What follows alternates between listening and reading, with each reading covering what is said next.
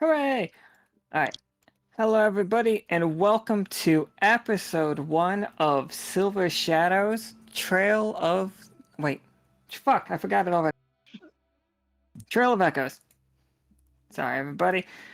So this is obviously not the planned starting game for this month, but like we're gonna roll with it because it doesn't hurt the story at all. A couple things that we need to keep in mind for this arc, this whole vibe. There are going to be big monsters. I do not want anybody to feel bad about the big monsters. I'm not the GM that is going to make them whimper or limp or try to get away or anything. If they are bad, they're going to strike at you until they are dead, and that is it. Like, you guys don't have to feel bad that you're like killing animals. They're not. They just kind of look like them. So I just want to like get that out of the way right now because we're going to be fighting big things, spoiler alert, all month.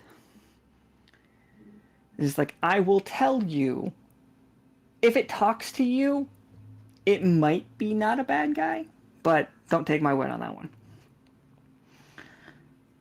So, today is Professor Winter's birthday game, so we are, like, going to get focused on that. We are going to have a big game coming up. We'll let you know exactly the hours for that to replace yesterday's game. We do have some, like, stuff for the schedule is going to be switched around too. Sorry about that as well. Anything else, Nika, that we need to get into? All right. So we are going to just get right started.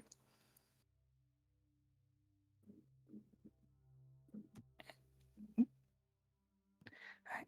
So obviously, we have Officer Nichol, played by Professor Winter. Evening, everyone.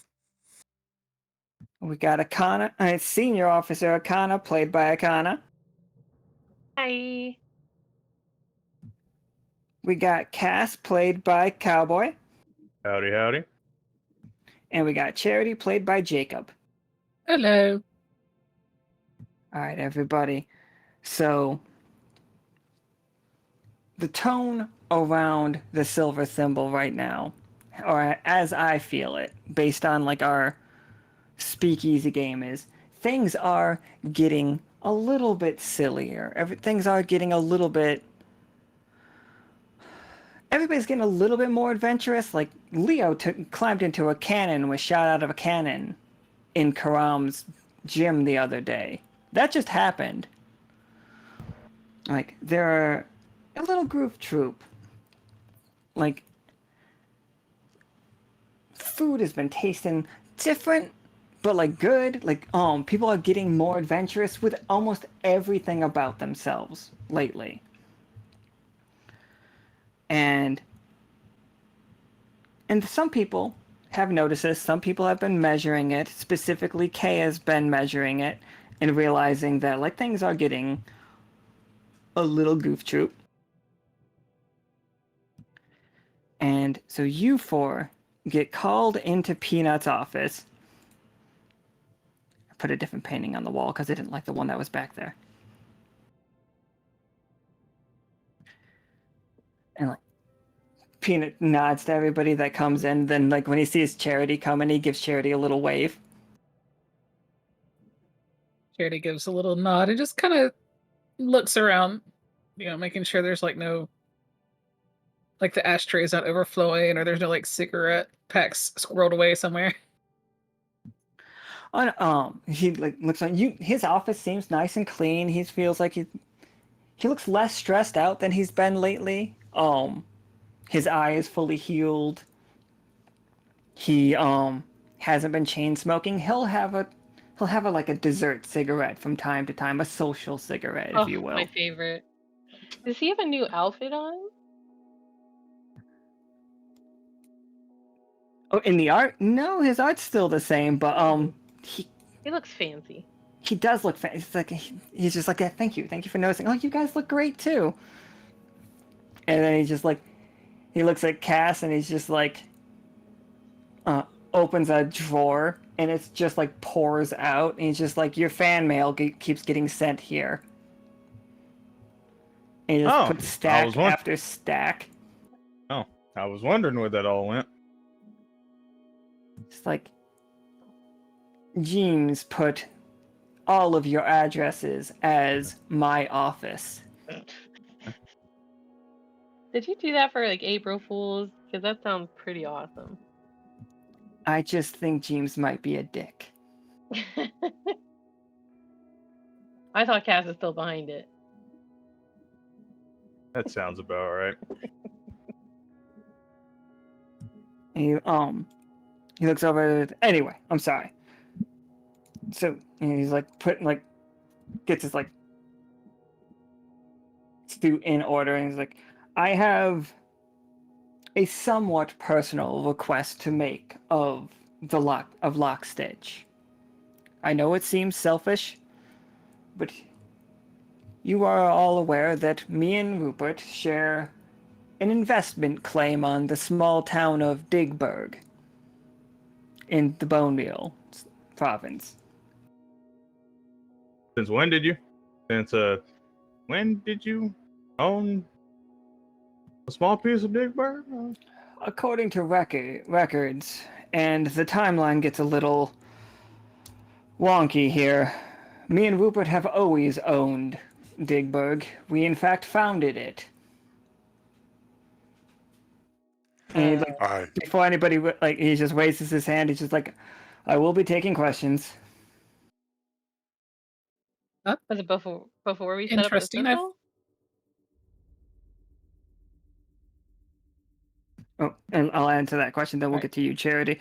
And Peanut's just like, yes, according to documentation, me and Rupert's owning of the city of Digburg predates the time of this silver thimble arriving in this world. It predates how long I've been alive. What?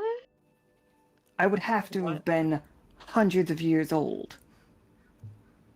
But he passes over the paperwork across.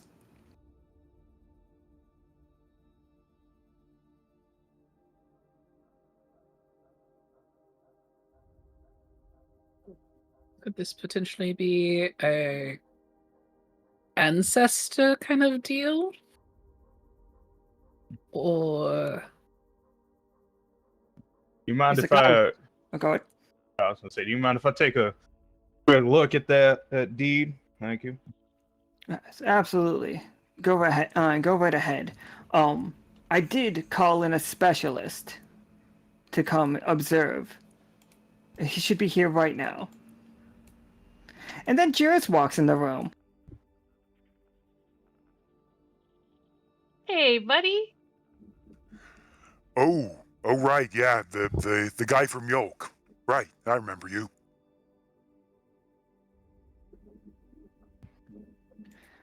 Peanut's just like, and he hands the paperwork half to Cass and half to Juris for everybody to like have everybody's eyes on it. And it's just like, Cass, the one that you are holding currently is like Peanut's one, and it's filled out in basically Peanut's voice. And it's just like age is like none of your business. Like recent like work history, pirate crew.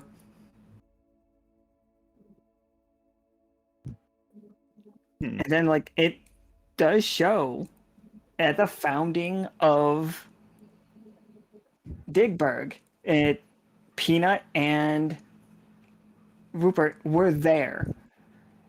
Like, there's definitely a picture that comes falling out of it of a ribbon cutting ceremony where both of them are there giving thumbs up, except for neither one of them have thumbs, so it's really awkward. if Charity can look it over, does it mention anything about like? Because I remember like Digburg was the center for like a lot of different like religion. Like, is there any mention of like them founding that kind of idea into the city, like kind of making it like a religious freedom? For Digburg? Yeah. Isn't that where that church was that had like all the different fates represented? Oh shit! Yeah, Where Charity put the coin in the chest? absolutely. Yeah, yep. I'm so sorry. Yep. It's just like, yeah, it is definitely a part where just like people wanted to worship, and it's just Rupert giving a shrug, and it's like it's an ancient news article of like, worship what you want, shrug, Rupert. Okay. Is it like a news clipping or like just a whole like paper? It's an ancient news clipping, I think. Okay. Yeah, I think there may be a small part of the clause here where it said there about religions allowed, and I think Rupert just put yes. Love it. Huh. If this is correct, then I technically have an old relative. At least he should have been at this ribbon cutting.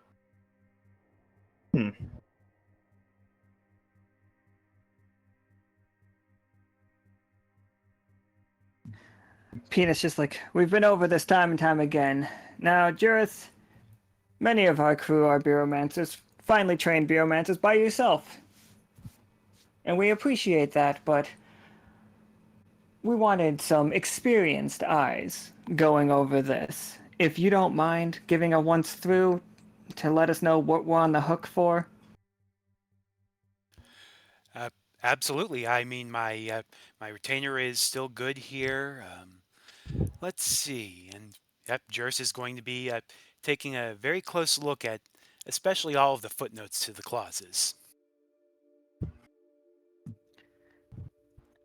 I think, without even having to roll, because it is Juris, I'm just gonna give it to you, that there is, much like the just say yes to any and all religion situation, there was also a internal insurance situation. Like, they are worried about, it's healthcare for everybody, basically, which is great.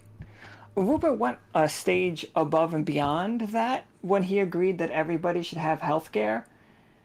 And if you get hurt anywhere near Digburg, they are liable. And right now, because Peanut and Rupert are such high functioning members of Lockstitch, if people get hurt around Digburg, we're going to begin draining Lockstitch's coffers to pay for the medical attention and Don't like that. repairs. Ooh. Oh, this is. Oh, this could be a potential issue. Okay. Guys are gonna look back at. Wait, so what about that mission to Dickburg where the saloon burned down? Peanut like opens a drawer and pulls out a receipt that just unravels like an ancient scroll. Hmm. I didn't know they had CVS back in the day. And she's like, Speaking as someone somewhat affiliated with the medical department, I can safely say that we spend enough money on our own injuries. And did I hear correctly about a cannon in the gym the other day? yes, I was meaning to ask you about that. Cass, your dear friend Gogo has been making some friends around town numerous complaints of watching them while they eat, eating but then watching them, eating their dinner while watching them. Can you contain your friend? Okay, no. First off, Peanut,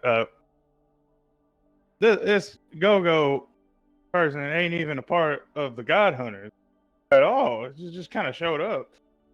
Why am I now taking responsibility? He just, it's like, all right. And he's just like, he's just like, oh, the weapons that the God Hunters brought in, we have them now. And he gives everybody like key. You guys all have a key to a new armory. It's just like, been meaning to hand these out. Ooh. Just like, there are the 5 large weapons that the God Hunters brought in. Any of you may take them out only one at a time. Do not take more of those things. They are heavy and large. You guys probably couldn't carry more than one of them, but for all the players going forward, at the beginning of a game, if you want one of the hunter weapons now, they are in the workshop, and you can just take them out. If you don't think your character is strong enough to, or has a big enough weapon to fight a big monster, take one out. They will work. Even if you're a magical character, you can use the mauler. It's just the end that has the null metal on it. Like, if you object to using null metal completely, you don't have to use it, but you can still hold it. It's like, I understand like a conscientious objection to null metal, but it works.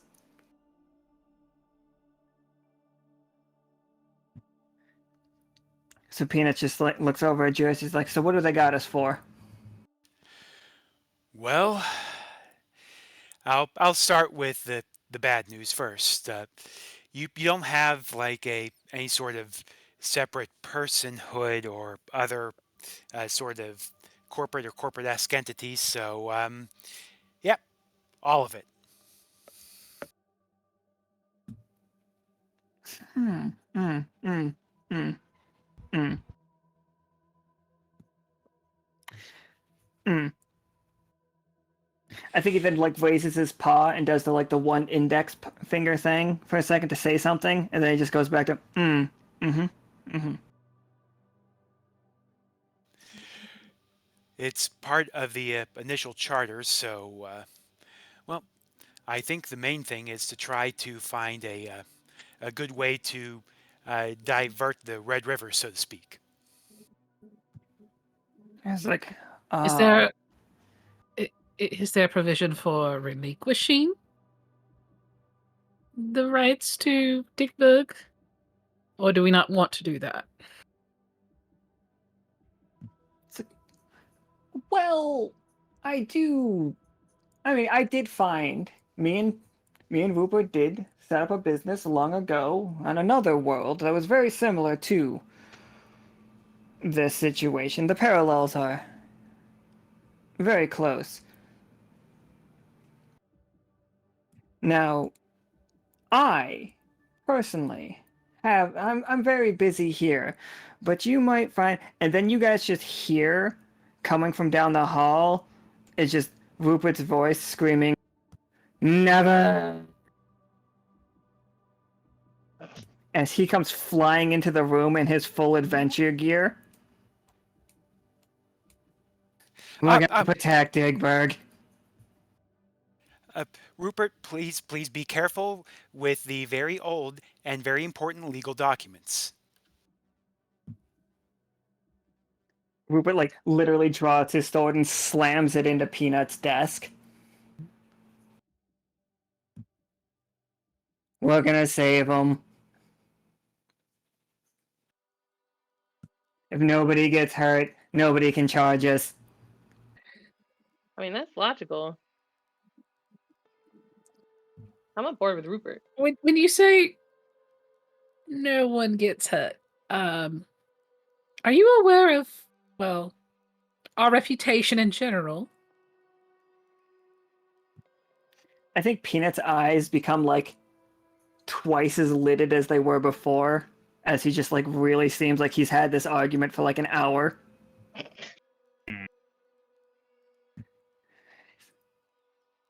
There is another aspect of why I called you here, and he pulls up a map of Bone Meal.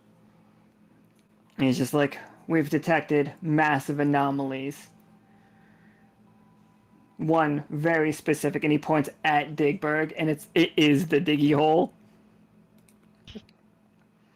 He's like, we have been preparing for a little while to send down another group.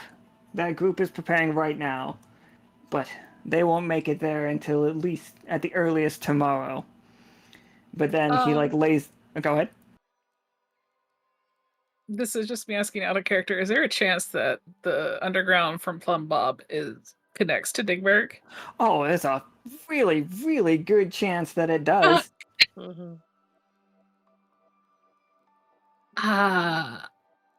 Do you know if the corrupting magic has leaked there yet? I assume with the anomalies popping up that probably the answer is going to be yes. Puts his index finger on his nose. He gives himself a cute little boop.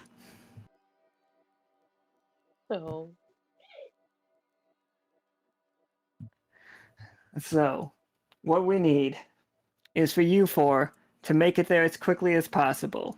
What with the vehicles that you have. The good news is, I believe we have a head start on this. And he like overlays another like one of those clear pieces of plastic circled with things. There are anomalies on their way, and they look strong, and we believe they are corrupted. The good news is, you've got a head start in vehicles to protect the town, and the crew will be right behind you. We'll be there tomorrow, at the earliest. You just have to hold off until then. The bad news is, and then Rupert just yells, "I'm coming!" Was that the bad news? Peanut nods. Rupert nods. We can deal with that. I'd say the bad news is that there's corrupting magic underground, and if the anomalies get a chance to feed on any of it, well, at least I don't have to fear undead army rising right now. I do have one question. Hey, Juris, while we're away, can you look into these deeds of ours and see if there's any clauses about that diggy hole? I was already playing on it.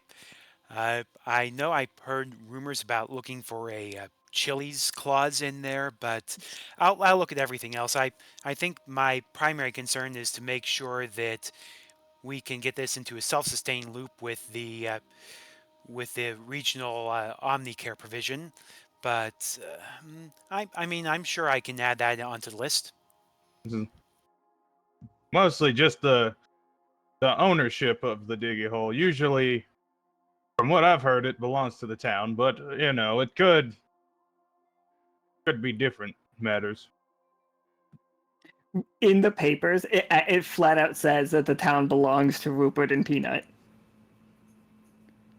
Like, you can go deeper into it for sure, but the further you dig in, you realize that the founders of Digberg are Rupert and Peanut. It has always been Rupert and Peanut. You definitely don't. Your history in your head is different.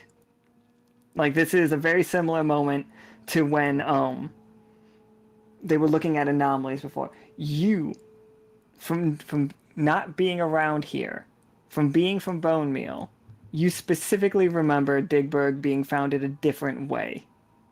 But that's not the reality anymore. The reality now is that Peanut and Rupert found it forever ago, hundreds of years ago. Or maybe not hundreds of years ago, I think 100 years ago probably. Because it still is just a mining town.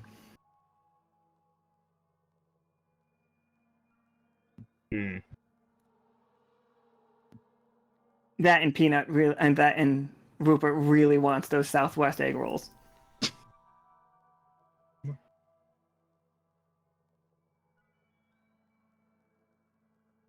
Fair enough.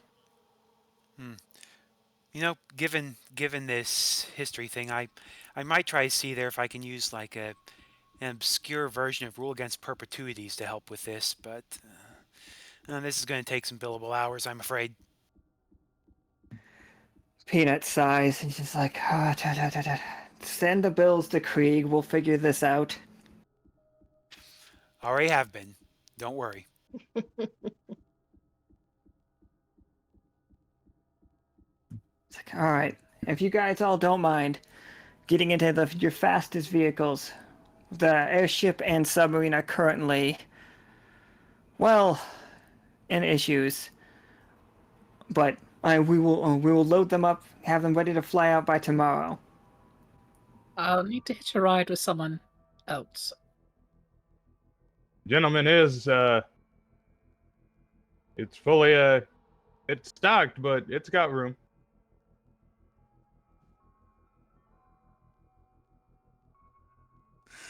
Well, if that's the case, maybe it'd be a good idea for me to hang along in there as well.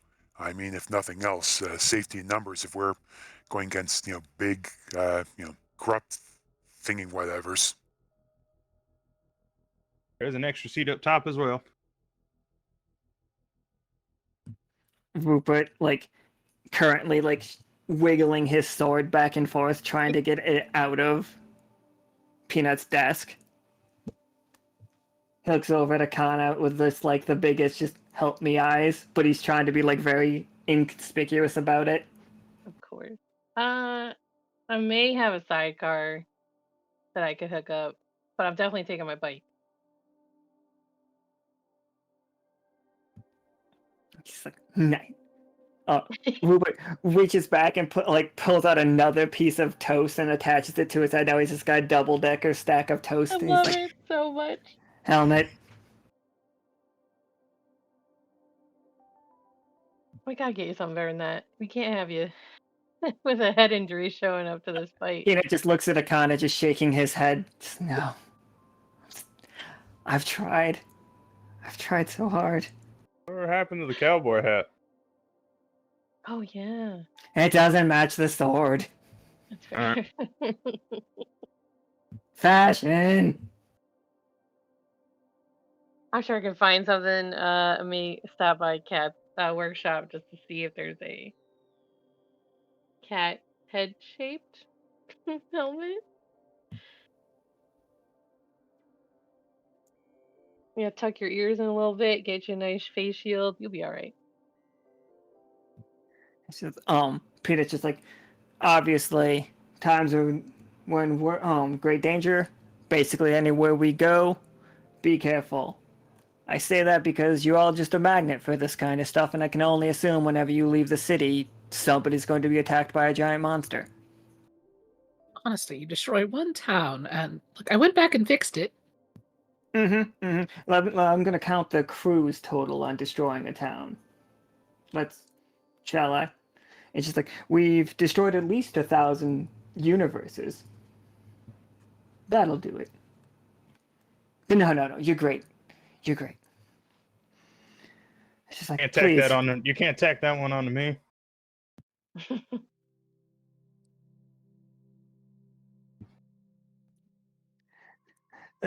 He's just pulls out.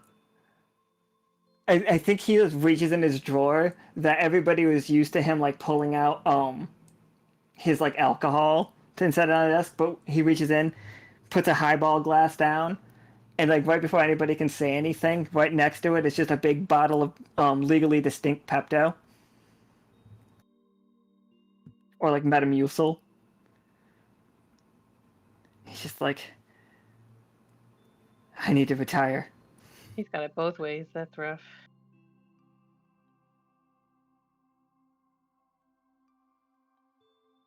Alright. So, before we go out there, what did we want to do around town? Akhana, you said you wanted to do something to your bike? Yeah, I'm definitely gonna have to arm it and put a I guess an idea for everyone in the art share. But I'm gonna put some ammo pouches across the side. Don't think I can mount pistols in the short amount of time that we're gonna go. But definitely want heavier artillery in the back. Gotta attach a sidecar for Pert, and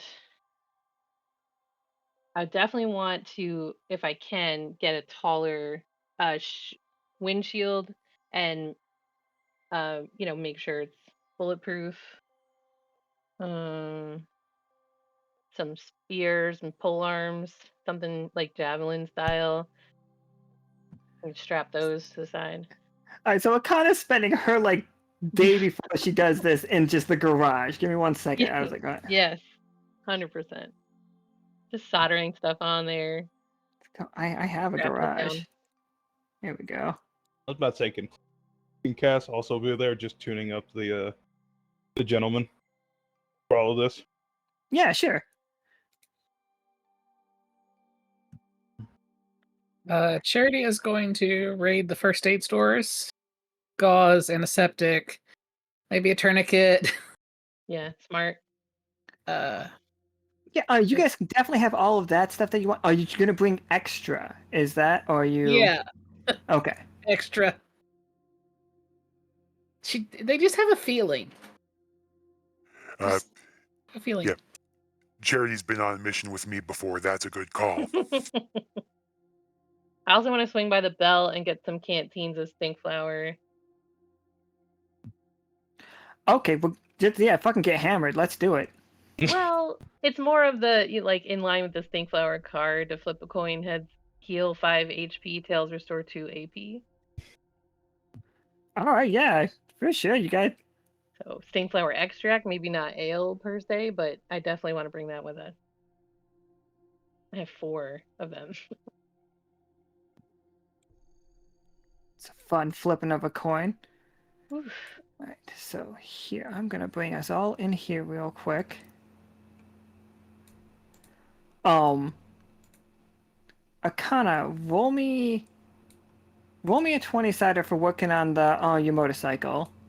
Even if you roll a 1, nothing bad's gonna happen. This is only positive. I'll take that. Absolutely. 16. So yeah, you're successful at getting all of those things. A tough choice I would have made you choose between some of them. So your motorcycle can now do melee damage, of which it does, I think, Akana, if you ram something with your motorcycle, it's a straight 8 damage to it. Like, Okay. that spear goes right in there. You can also ranged attack from your motorcycle while having your hands, like, on there. Sweet. And I say anytime that you make a successful, like, evasive maneuver on your motorcycle, you can fire immediately and deal 4 damage. Like, if I roll an attack against you, you can counterattack with your motorcycle. All right. All right, Cass, give me a 20-sider and let's see how your tuning up the gentleman's going. All right, 12, absolutely. Did you add? Oh no, you added some, definitely the armor, because you guys were working with the null metal recently to see how strong all of that stuff is.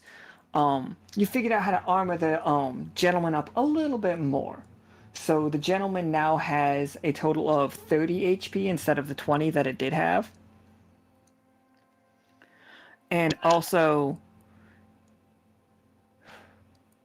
as long as you're inside the gentleman, you can use the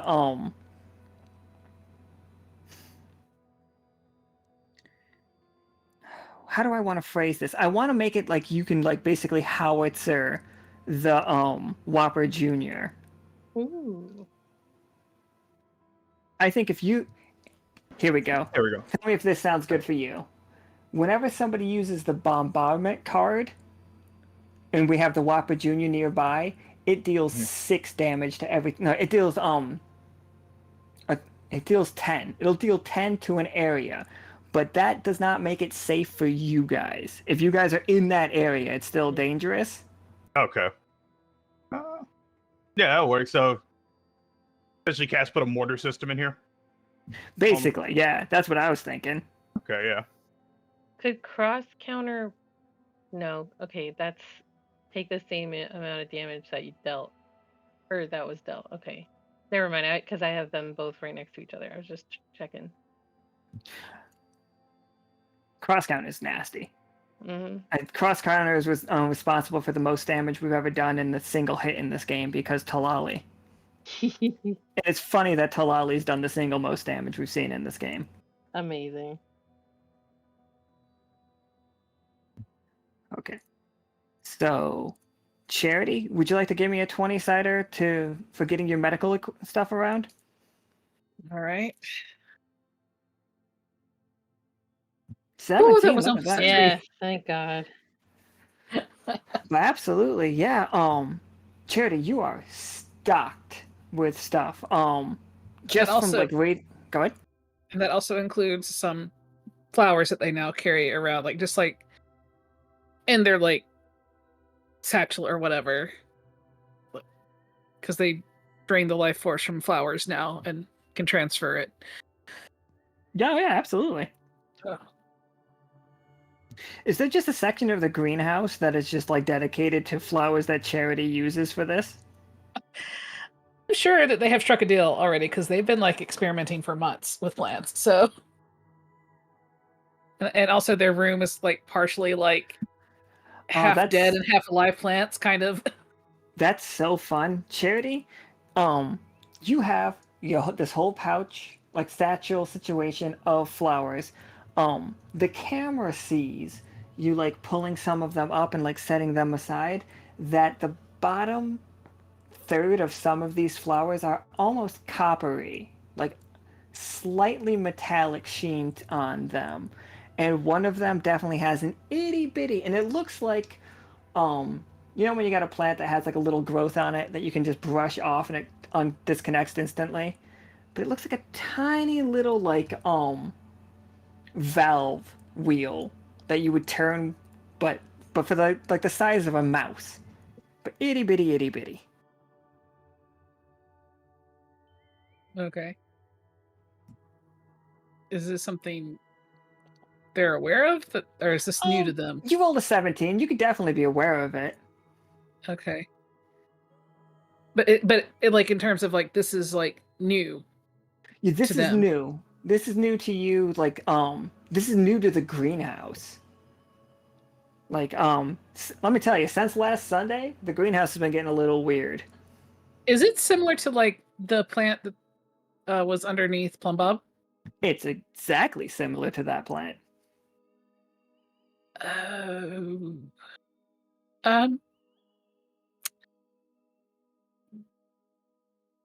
This is tough because like they don't have time to address it right now. Like they can't go back and like there is a more pressing emergency right now, but this is deeply concerning.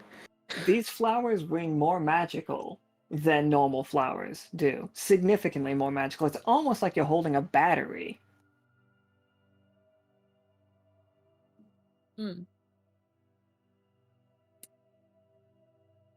Yeah.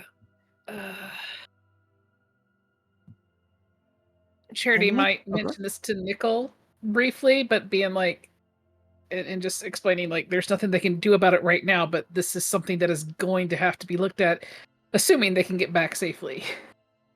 And like, the world doesn't explode. All right, understood. Bluntly, I have no idea what I'd be able to do with that, but I know people who do. I'll make sure you and them get in touch. That is precisely why I told you. I'll need to check the plants in my room. I didn't notice this before I left, but then again, I was kind of not paying attention at the moment. And this is a lot of magic within this plant. Way more than I usually sense. Well, at least it's something you can use for right now, even if it's, weird.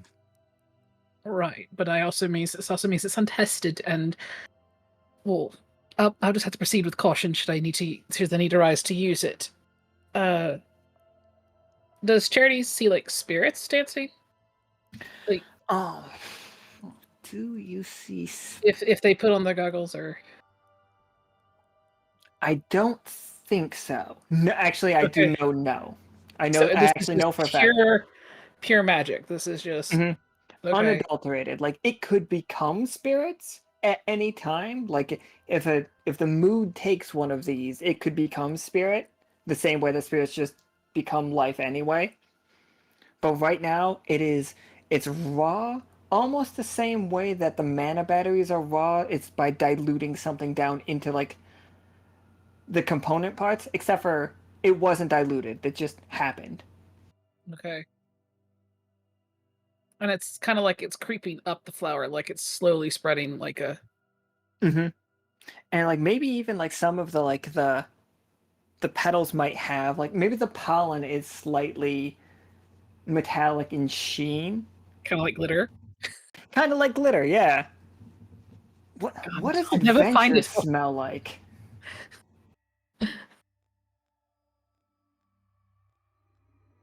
Good. Have fun washing that off your car. Mm.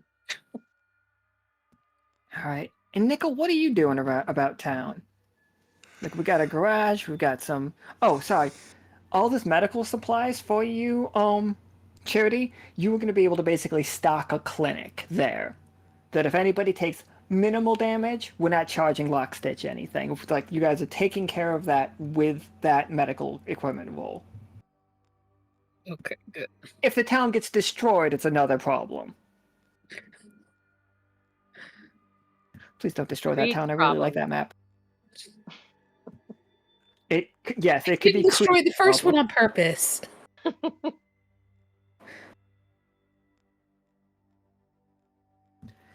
What do we got from you, Nichol? Well, I think Nichol is probably going to start by doing a couple more test runs in Gardic, but also, bringing along, make sure there aren't going to be any issues with riding in with the gentleman or on top of the gentleman, possibly like a launching pad. Beyond that, maybe a little bit of extra alcohol from some of the taverns underneath as sort of a part of a welcoming wagon thing for the town. Oh yeah, absolutely. All right. Give me a 1d20 on that one. I think I can do something with that. All right, we got a 10. Is anybody bumping that up to an 11, or are we leaving it a tough choice? I'll bump it up. All right. So yeah, okay. Nichol, you go. Obviously, you go to the boneyard. Where else would you go? Yeah, of course. What is the underground element like rot gut here? Like what do we do? Like if we know Simmons Crunch is kind of like it's almost like a I think Simmons Crunch is almost like that Stella brand beer, Mm. It's all like fancy, everybody like that is like upscale. But what's our rot gut here? I think it would be a slight but legally distinct alcohol, so I'm thinking Stank Flower Stout. Stank Flower Ooh. Stout. Oh God, where do we get Stank Flower? Is Stank Flower just bad stink flour? No, it actually has no stink flower in it. That'd help make it more legally distinct. Ah, okay. Branding. Mm-hmm. Like instead of a real burger, it's an impossible burger. So instead of stink flour, stink flour. Stank Flower is the. Cass is gonna radio into Nichol as he's grabbing like the alcohol and just be like, if you want, stop by the diving bell and ask for Cass's stash. Should be a big crate of moonshine. All right, that'll probably be helpful. I'm honestly, I'm not that fond of stank flower myself, but I figure G&T would probably be a bit much. So I'll take you up on that. Thanks. Anytime. And that's how we get the +1. Fucking Stank Flower.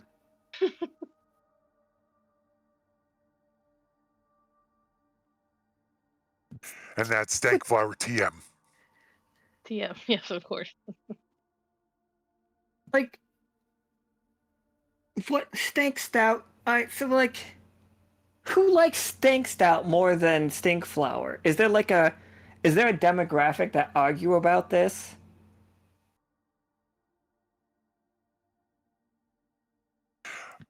honestly, I imagine it's probably somewhat popular with a few of the Rinders, and although part of that's an open question whether it's liking the different taste or the lower price.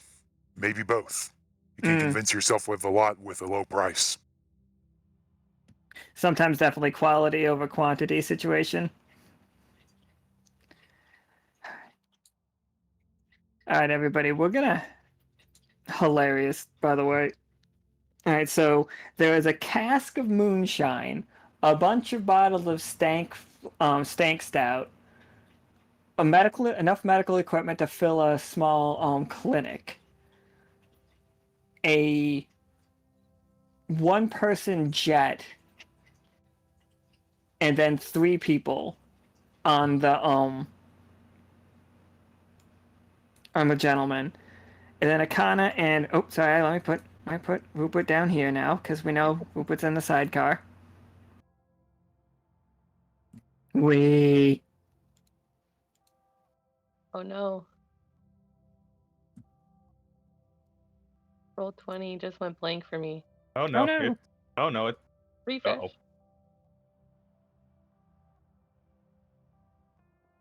Please work. Okay, I'm back.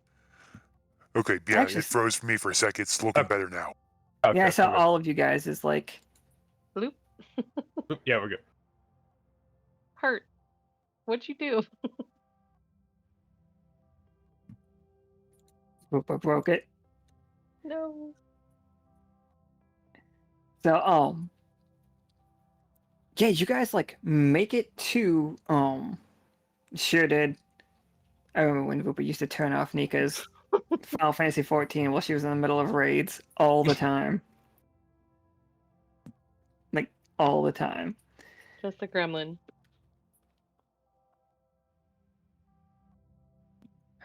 So you guys make it to the edge of Bone Meal. You guys make it out of seasonal pretty easily. Like you don't run into any monsters. There's definitely like something going on in Cullet right now. It sounds like they're starting to throw a massive party, but we just don't got time. Sorry guys, we just don't got time for the party. Maybe on the way back. Maybe on the way back. So you guys get here. Now, did that work? Yep. It worked for me. Just yank people around. Oh, did I? It didn't change on It didn't stream. work on stream. Oh. What? Come on. Uh-oh. It looks like Nika's on the. Oh, I think Nika's Nika's roll 20 froze up too. Ah. Mm. Yep, everybody's roll 20 froze when that happened. Well, we'll be reporting that. Let's go. Get ready, fucking roll 20 beta. We're gonna have a laundry list by the time we're done with this. Hell yeah. But please, like, keep improving. All right.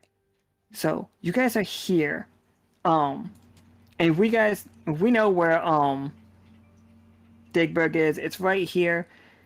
But as you guys just approach, Nichol, you are receiving a ridiculous level of an anomaly coming from right here. Like it is heading towards the town, but like you guys all successfully rolled and made it here with plenty of time to spare. You could cut it off, or you could head to Digberg and prepare for it. So, everyone, there is something real big and real bad coming. It looks like it's heading towards Digberg, but, well, we still have some time to make a plan.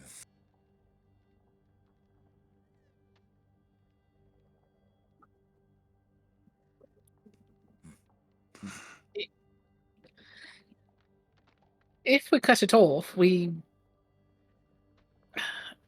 only risk ourselves in the short term, but if it should get past us, then it'll do more damage to the town. It's a tough call, though. I don't like the idea of putting the people at risk if we could prevent it from even getting there.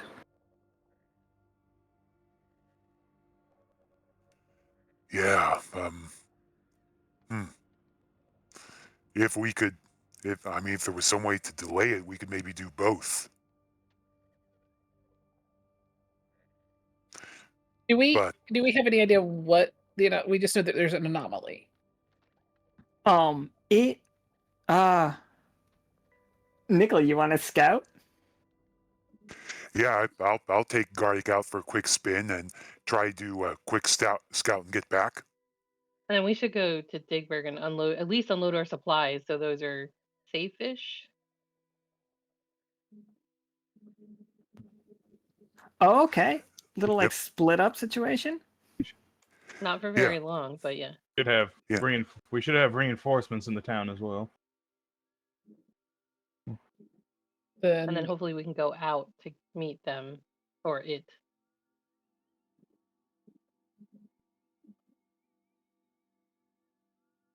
Oh yeah, absolutely. All right, let me move everybody to where they are. Okay. So, split the party. All right, so why don't you give me a roll, Nichol, as like you just take off from the back of the. I got it right here, by the way. Whee!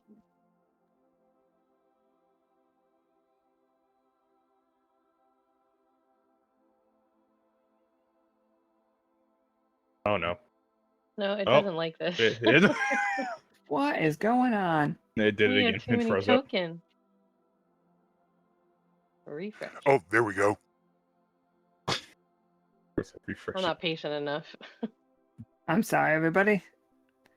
Oh, everybody in the chat, if you don't know, we are beta testing Roll20's new thing. If this keeps being an issue, we'll have to go back to the other one, but it's got some neat tools that, like, I think are going to be pretty all right. But yeah, Nichol's going to be, getting on Garlic, taking off, and when it's getting relatively close, he'll also use a bit of magic and use the wild aspect, specifically 1 point for the Snow Owl wild aspect to get eagle eye vision for the next minute. Nice. Oh yeah, solid. Yeah, here, let me go. Oh, and then my Roll20 decided to freeze.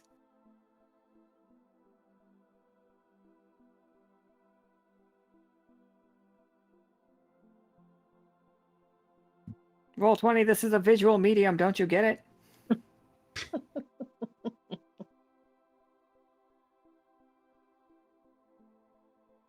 All right, so let me get you here. All right. So Nichol, as you fly over the desert, you see, well, what we know is out there. We know that all along Bone Meal, there are sunken, well, not sunken ships. There are just stranded ships covered in sand. A lot of places, like, you don't, like, you see just the tops of masts. You don't even see the full ship. According to your anomaly detector, you are close. You're basically right on top of it. And with your eagle eye vision, you see it. There is something underground, and you start to see like impact ripples in the sand. Like when they put the sand on those speakers and they start like rippling out like right down here.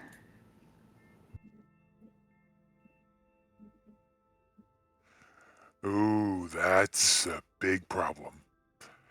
What I think I'll do is launch a couple of light warning shots, probably over here, so it ends up, a bit away from the town to see how it reacts and keep a good distance away.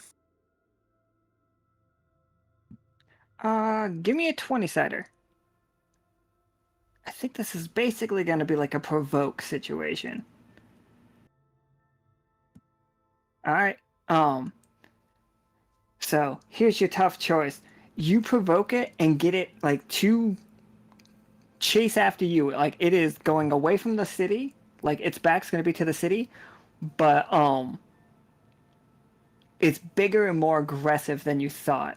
Or like or the other option is it is dead set on getting to the city and will you can get a couple attacks off on it for free.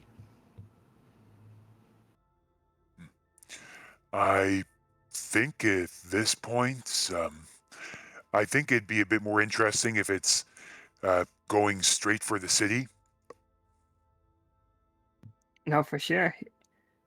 It comes bursting out of the sand. An amalgamation of like, and you can see in like, this is dozens of ancient boats that have been buried under the sand for eons.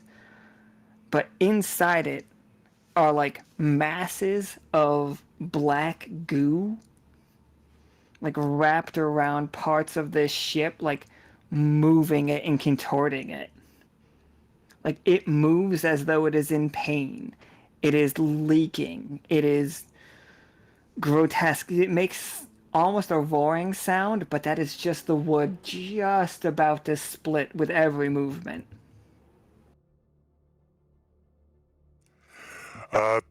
Yeah, Garlic, be ready for either evasive or booking it. I'm not sure which yet.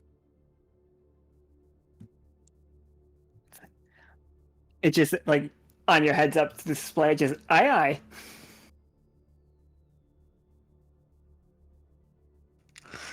Any way I can send out?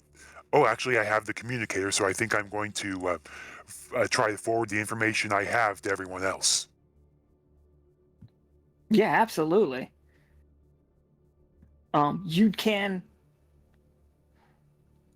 you have two actions right here that are completely free. Like I'm gonna count them as successes unless you want to roll to try to see if they're a crit 20, but they're gonna be a success. You can do two things. Do you want to attack? Do you want to like search the thing? Do you want to like try to set something up? What are your two movements? Because it's going to be moving towards the town. I think my movements are going to be, think the first one I'm going to try to do, especially with all of these ships and boats here, I'm going to try to, use some of those either by,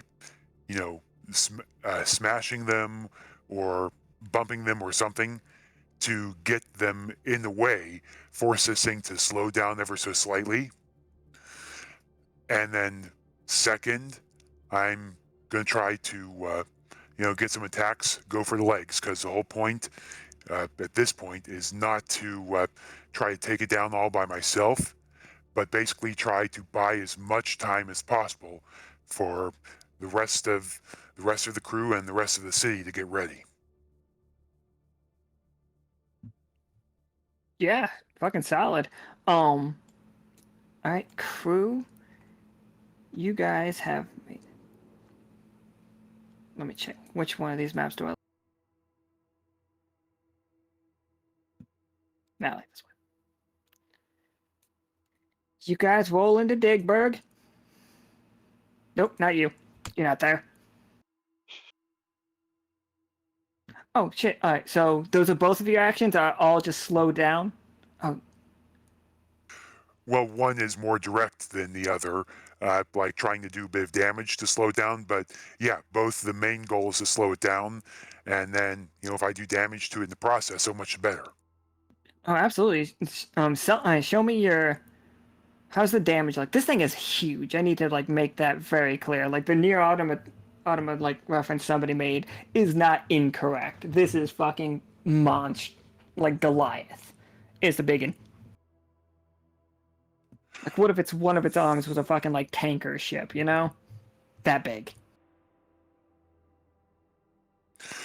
Yeah, the way I say would work is, given how Gardic is, somewhat synced to Nichol, is, and especially with all the creaking that he's been hearing with the ships, well, if they get, given how dry he's sure they are, and hopefully with the heat, use a bit of ice to make them a bit wet, make them swell a little bit more, and otherwise make them brittle or make them swell so that it doesn't move right, and hopefully make the thing break itself apart a little bit. This is gonna be so cool. So like as you like attempt that, it starts trying to swat at you, like trying to swat a fly out of the sky. Like you were just dodging it everywhere, and it's just like, God, it comes over and it's like, it appears we need more power, sir. Yeah, I know, Gardic. I know. I'm just hoping to try to slow it down so our heavy hitters are ready to go. Hey, Alan, question. Did you switch the screen? I did switch the screen. Did I not switch it back? It froze again. Okay. I'm sorry. Yeah, it looks like we're gonna have to ride that refresh button for everybody, sadly. I'll figure it out. I'm sorry. It's hard to tell at first because what's on stream looks like what I was staring at, and I was like, oh wait, the screen switched? Whoops.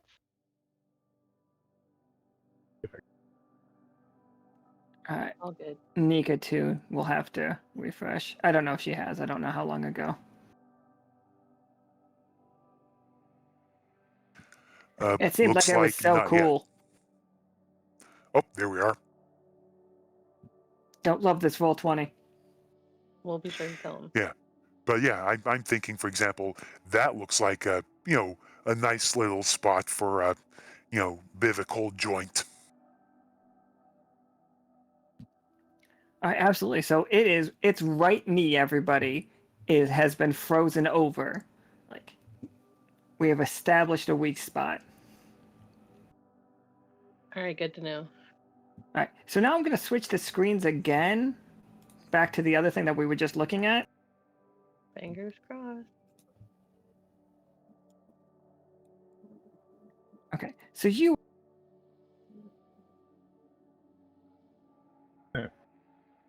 Oh, sorry. You guys all arrive in this town, and immediately you see a bunch of people in the street running around.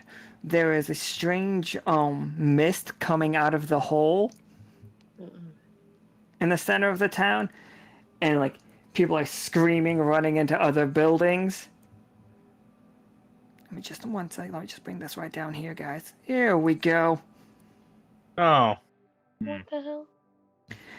Imagine if a dragon was made out of old boats.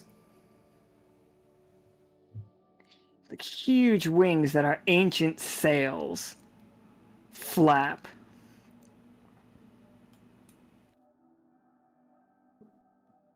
But don't worry. Nichol's communication comes over, letting you guys know that he's slowing it down. Hey, Nichol.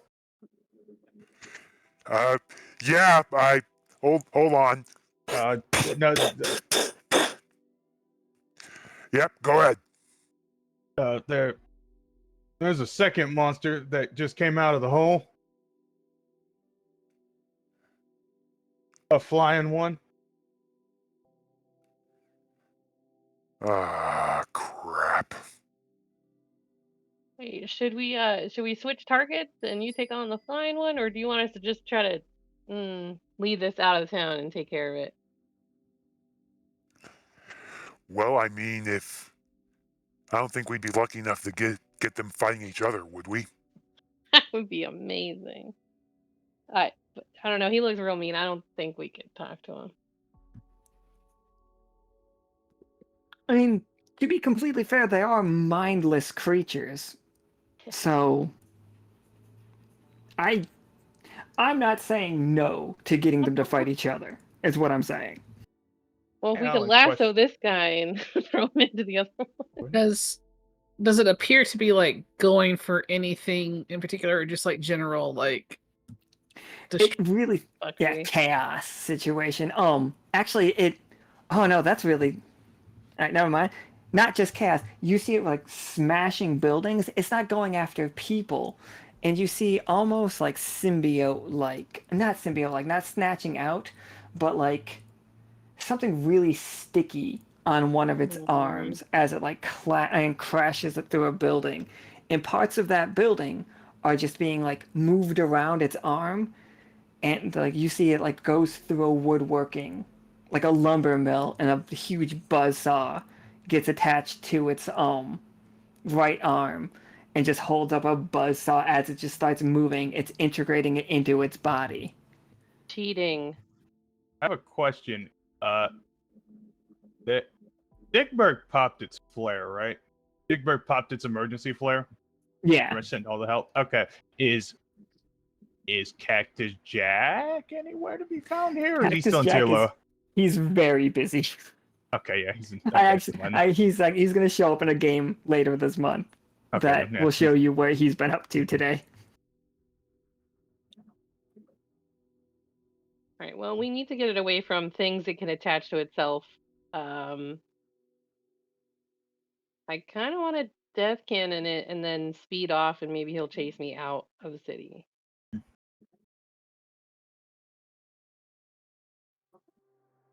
Yeah, I'm down with the attempt.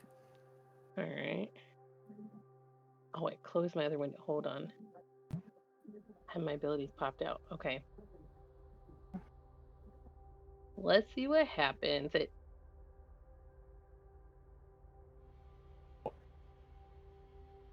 it do the thing? Did it do the thing? Alright. Oh, I thought I was gonna roll. I clicked on the dice. I have not seen anything yet. Okay. It just So popped up sorry. the info for Death Hand. It didn't actually roll. All right. Oh, I gotcha. Ooh. Ooh. I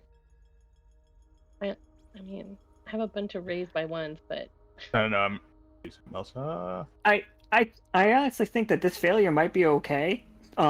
It just hear me like out. glance. Like change your. What's that? Mhm. I think you hit it for sure. And you got its attention. Absolutely. It's way faster than you thought it was. Like it's gonna be like right on you. It's gonna. I'm gonna make an attack, but you can like lure it out. Okay.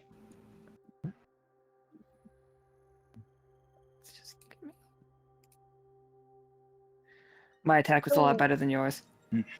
Rupert, get in the bike. We gotta go. Oh yeah, hold on. No. Oh no, Rupert! Damn it. Don't worry, Rupert never fails. Because I can't hurt Rupert. Well, Rupert, he could just miss the sidecar and like face plants into the ground, and then, I don't know. He can hang out with the gentleman. He doesn't have to come with me. I think like it comes and slashes at your motorcycle with its new buzzsaw arm.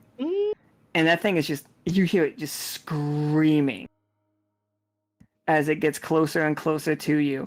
And Rupert, the sidecar gets cleaved right off of it. And Rupert just jumps and like impales its hand with his sword. So now Rupert is not hurt, but here's the situation we're in. He is attached to the creature as it is chasing you. You still successfully got this thing to chase you out of town, but it's right on your ass. And Rupert's stuck to him? Oh no. And Rupert's stuck to it. Oh. Alright, telling the communicators to everyone. Rupert's attached to this flying thing. He's chased me. We're leaving the town area, but be careful because anything it gets close to, sticks to it. Rupert is just screaming. As like you just see him like slashing at all of the things that are trying to like. Nothing is coming for his flesh, by the way. Nothing is going for like his skin, but it does keep trying to grab both his bread and his belts and his sword. Got his bread. It's already got his helmet. He didn't seem really sad about losing the helmet. No, I have to make sure I don't lose the bread or the belts. I mean, Twitch TOS. Right? Naked cat. All right, so Charity and Cass, this thing is chasing Akhana. Like, the gentleman can move. It can't move as quick as the motorcycle can, because the motorcycle's, like, super fast. But it moves about the speed of a normal wagon. Like, but horses go fast. What are you two up to in this situation? Oh, and also, were you just guys just, like, unloading stuff when this happened? Yeah. Yeah, Charity Yeah. was unloading the medical supplies and trying to direct people to take it to wherever they have like a clinic. Oh. Assuming it didn't just mash up the clinic. No, that's just a lumber mill. Okay. Like, the current mayor is a strong word, but he is, like, elder of the town, I guess, is juxtaposed, and he will come over and grab all of the stuff.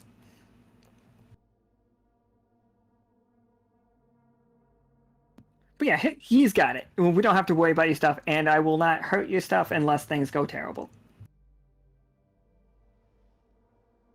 Charity's kind of at the mercy of the vehicle right now, where it's going. Cass is following. Cass is pretty much. He's just like, get on, Charity. You know, we're gonna have to follow him. This may take a bit longer than the motorcycle, but make it there eventually. As long as we're away from the people.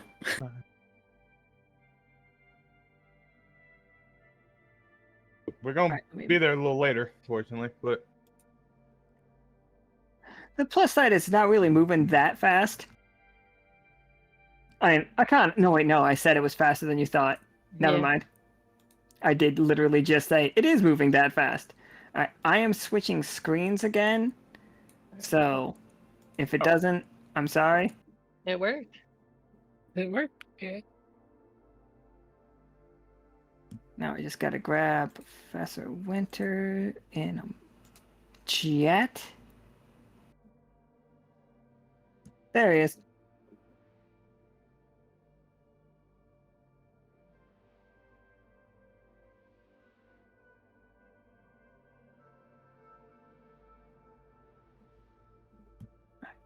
So, how's the fight been going, Professor Winter and Nichol? How's the fight been doing? Well, I managed to make a nice blue, not glowy weak point in the sun, but haven't been able to take advantage of it as much as I'd like.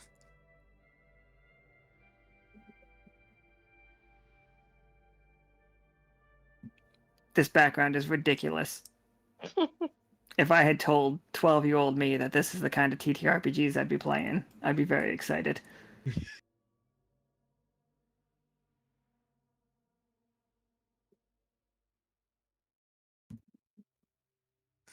But yeah, during the process, he's also going to try to keep in contact with everyone else, seeing how they're doing. Akhana, I am going to roll another attack against you from the thing chasing you while you are still luring it. All right. I want to try to take evasive maneuver if I can. Okay, yeah. Then you roll that for me. Okay. So, like, high numbers, you dodge it. Low numbers, you get hit. Oh, it's almost an 18. does evasive maneuver work in this situation? Does that only work with the ship?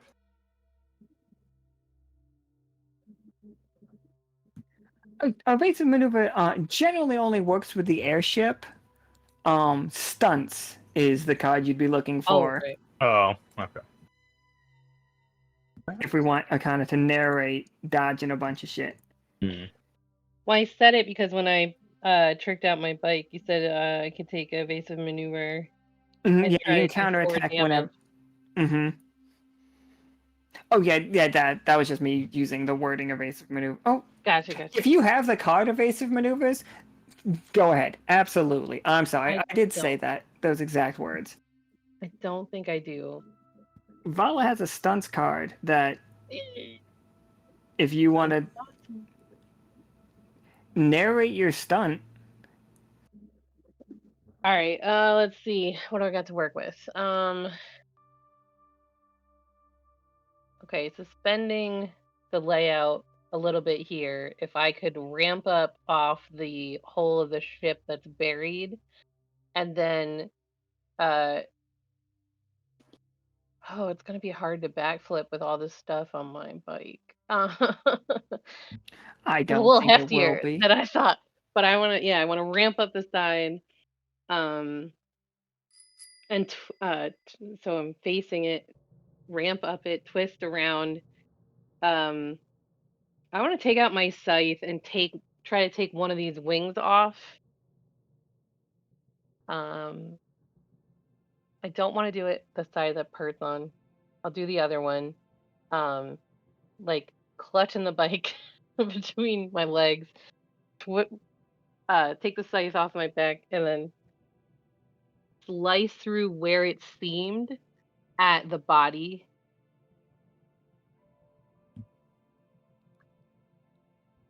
Yeah, yeah. Don't worry, we'll That's buzz amazing. on with the scythe. Production value. You're on the back of a motorcycle. You're Sonic the Hedgehogging this one. Yes, up the ramp and around. Oh my god, this is so good because you actually get let me show something that's really neat. So, Akhana, as you do that like backflip thing and slash through like the little fibers of all of the wings because it's just ancient sails and like just looking at it, you know that without like some kind of like magical infusion, without some kind of magic happening here, these wings wouldn't even be able to hold together. They should just like go away in the wind situation. But something was, and like you at the very end of it, at the tipping point where you cut the thing off, the anomaly detector in Nichol's like in Gardic, in the gentleman, all of you anomaly detectors, stop detecting that piece as an anomaly as it just falls and lands on the ground. Like it's still magical. It's not moving, but that's a monster part for crafting. That's metal. It's just like one wing, one boat wing, basically. And it reels back and starts roaring. And like it does like spurt out some like gross, not blood, but like corruption out of it. As you can see almost little hands coming out of the wound trying to grab the wing back. But like that scythe cut through it so cleanly, so perfectly. And it just starts railing. It's pounding its hand and it comes at. Oh no, that was its attack. So Cass and Charity, you two show up right then. You see the wing come flying off this creature. Nichol, what are you doing? I can't actually cut that thing's wing off right now, sadly. Well, now that Monster is here and everyone else is, I think what I'm doing there is I'm actually going to, let the big one go for a bit and try to get a little bit of assistance by taking some pot shots at the open quote unquote wound to try to keep that weird grabby thing from happening because it is really freaking Nichol out. Oh, absolutely. Go ahead and roll me a 20-sider. Give me 2 20-siders. Take the higher.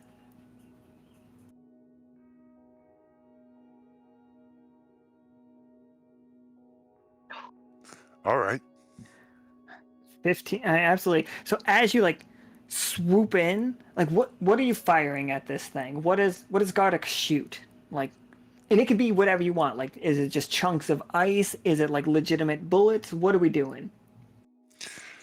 I think at this point there is that previously Gardic had like of course, the solid blue paint scheme. I think what happens is similar to the way it works with the master controller. He presses a couple of buttons there. I think the code is up, right, left, and it switches from that to having like a little yellow streak in it as it switches out and it starts to shoot actual bullets to cause a bit of splattering of the area. Oh, absolutely. Yeah, as they're starting to like rail into it, it's like trying to get away from the bullets, and you see these little hands keep reaching out, trying to grab Gardic. Like, you can tell. Like, they don't even come close. Like, you're fully successful on your roll. You dodge everything, but you know now that it wants your ship. And, like, you could also see it reaching out for Akhana's motorcycle. Like how? Yeah, you're not getting this. I mean, I like Gardic. You're not touching him.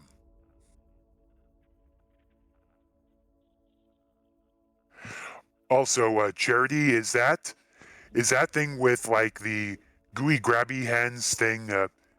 Is that normal? And if it is, do you know how to make it stop? Do you mean normal for this sort of thing? Because this ain't normal. But no, that's the corruption. Yes.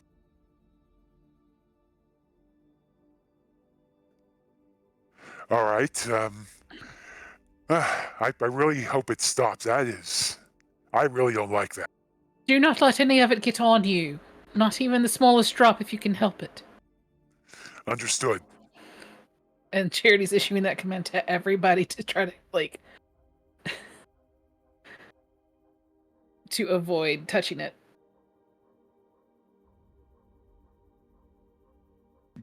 All right. Yes, Charity, you are in the back of the Whopper Junior. Let me. Cass, do we want to give Charity a quick little tour of the Whopper Junior? We sure can. Not the Whopper, is the gentleman. The gentleman is a silver wagon. The whole thing is silver, for the record.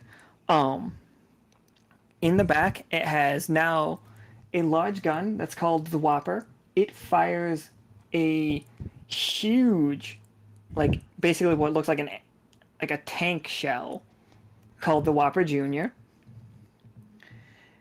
It has that. It also has a box full of volatile weapons.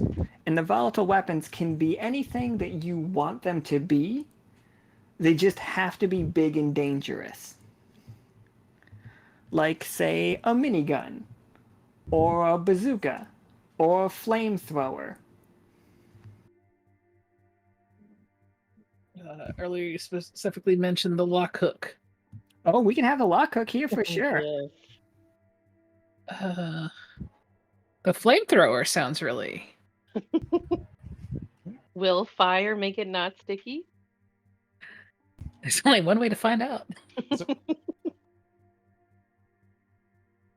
Well, they're both primarily composed of wood. Correct? Absolutely are. Yes. We're not going to charge AP on that, right? No, we're gonna Okay. hand wave all that one. Okay. It's too important for us to have these things. Gotcha. Just, you know.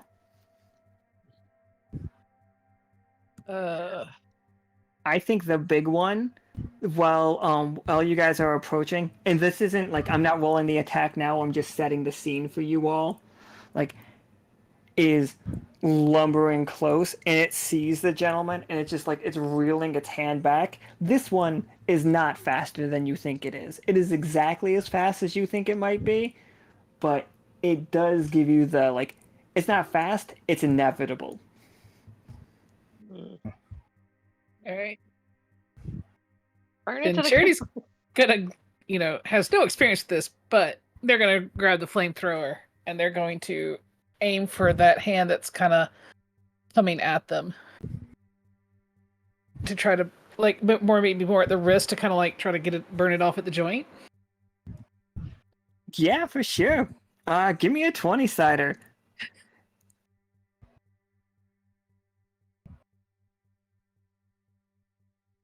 Oh. A tough choice. A tough choice isn't the end of the world. It's just. Oh wait, with a volatile weapon, it does. Volatile weapons hurt when you have mixed successes. The mixed success is always worse. But here are your choices. You can set this thing's hand completely on fire,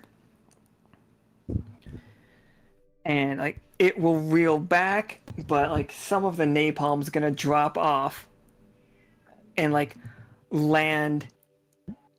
You know, maybe we didn't unload everything. Maybe we didn't unload the cask of moonshine. It's not gonna explode right now. No, not the moonshine. But like Cass is gonna be able to look over and see a very lit fuse situation. Like you can have that. You will deal 8 damage to this thing, and it will not hurt you guys at all.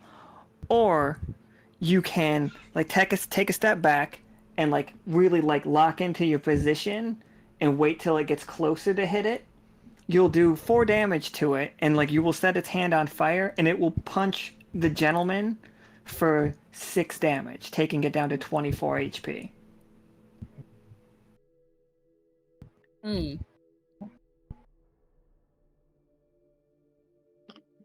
You know, I'm just gonna go ahead. I'm gonna go with the first one because Charity has no experience with combat like this. They're just like aim and shoot. And so it reels back, its hand now on fire. Cass, here is your option. Before you even make your roll, here's your you see a shot.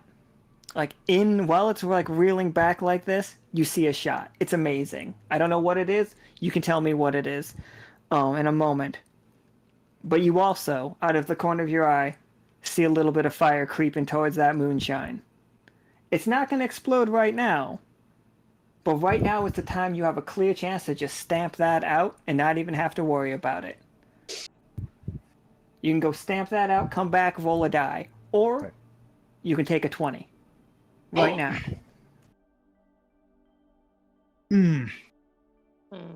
Oh, wait.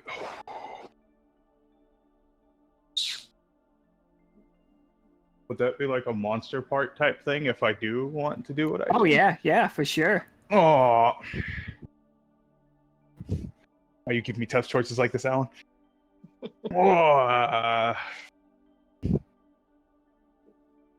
You know what? Screw it. We'll take 20. All right, what are we hitting?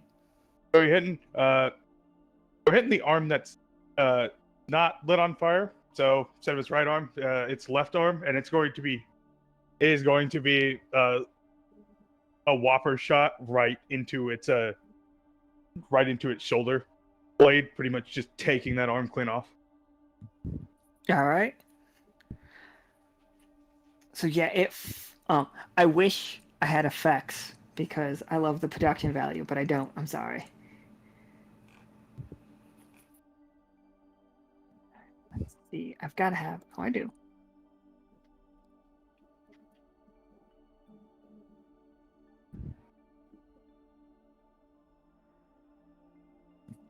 So its right hand on fire. Its left arm blows up with the Whopper Jr. shot and like falls to the ground. Again, you see the black tendrils reaching out from some Charity. This could be like this is your neck of the woods, so I think it'll be really cool. You see the fact that there's a mass of corruption moving around in the central core of this thing that is like puppeteering the rest of it. And once it breaks free, it is no longer like connected. Like they could reconnect for sure, but while they are disconnected, like it can't move that arm. Okay. And that arm no longer feels corrupted. Like the wing on the ground, Akhana, it doesn't have like any corruption feeling towards it as well, and either.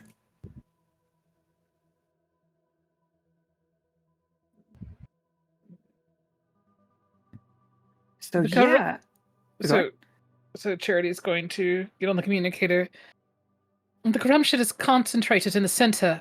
It's in the center mass. If we just take off a part, it doesn't seem to cling to it. But it will try to reattach.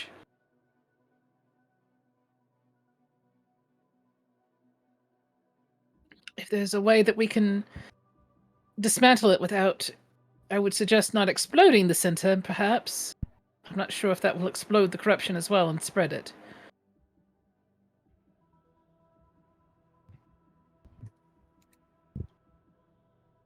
Awesome. Nichol, did you get an attack in this phase yet? I don't think you did you? I actually did a follow-up by shooting at the wing stump. That's right. And really, like, I think Rupert is just like going ham on the blade arm right now. And here is the moment. They are both making their attacks on you guys now, though.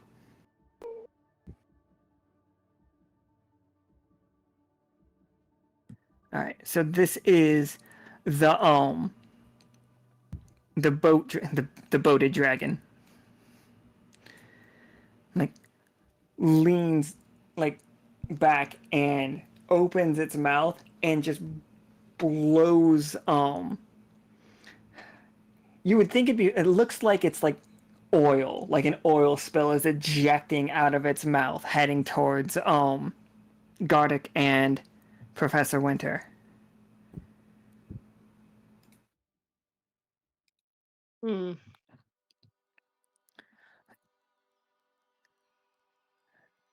And like Professor Winter, you're like all over your HUD, just like warning, as you see attached to the outside of Gardic, and it's like trying to get in. Like you can see it like an amoeba moving around on the outside of Gardic through your windshield. It's trying to squeeze itself through to get to you. This viscous black goo.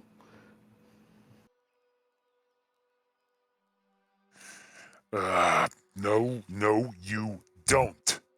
And what I think Nichol is going to try to do is he's going to try to focus some of his ice magic. It's not quite like a super cooled fluid, but basically trying to get some. Well, no, never mind. What I think we'll try to do is create, use his ice to create like a localized snowstorm to basically try to blow it off and ideally back onto the big dragon thing. Basic like a sort of a pressure thing to squirt it back out. I shouldn't have said squirt. Squirt's a bad word. Yeah, you know what?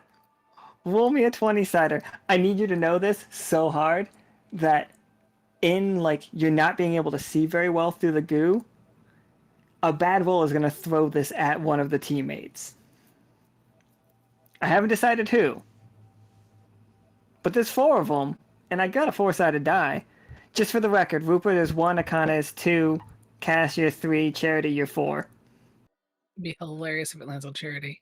Just Right. hilarious. I hate these It's dice. only if it goes poorly, though. Don't worry about it if it goes great.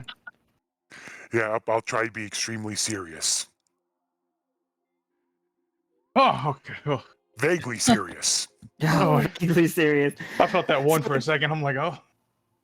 It's over.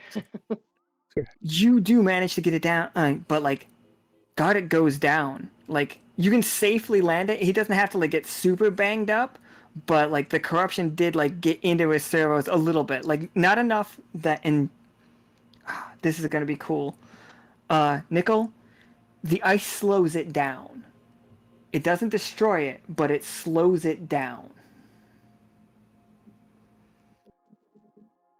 You can, like, once you've slowed down, you can start breaking the pieces off Gardic so that your really cool magical ship does not get corrupted.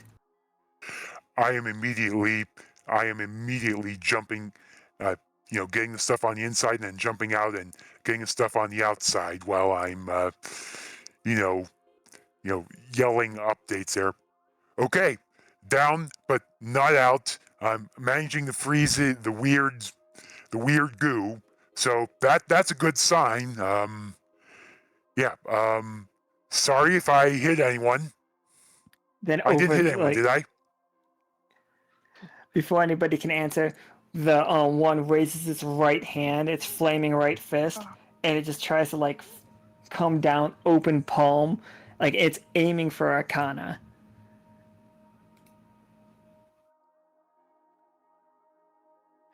Oof. Okay. Okay, Akhana, if you want to try to make evasive maneuvers with your motorcycle, you can. You just have to roll higher than an 18. You're hilarious. And just so you know, if you fail when you try to do this, it will count as almost like an F in chat situation. You're gonna make this hit harder. You can either brace or try to get out of the way. Now brace. Alright. So I think your motorcycle gets out from under it. But like its thumb right at the last second before it flattens its hand, like catches a kind of square in the chest and throws her off her motorcycle. Akhana, you broke some ribs. Okay. You took 8 damage from that. Oof. And also, you're slightly singed. Like, as all surrounding you, like, you hit its finger, like its thumb hit you, and when you went flying back, you ran into its other finger. It's you're surrounded by its hand that is currently on fire.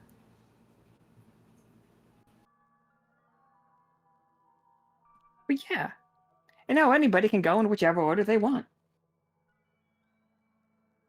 Hey, Charity, I got a very stupid idea. Do you want to follow it? I've already set it on fire and now have caused Akhana burns. Why not? Well, I mean, there is currently a lit fire, as I can see in my peripherals, about to head to the moonshine. But I kind of got an idea with this. Do you happen to have an extra handkerchief by any chance? Of course I do. And Perfect. they reach into their vest pocket. Perfect. Perfect. Cass is quickly going to say, "Quit. Just take the wheel and kind of go underneath his legs. I'm gonna turn about 2 of these jugs of moonshine into homemade fire bombs." Right. I don't have a license. You don't need a license to drive a carriage. Okay. Down the Okay. road. Charity's gonna get down there. They're also kind of just like,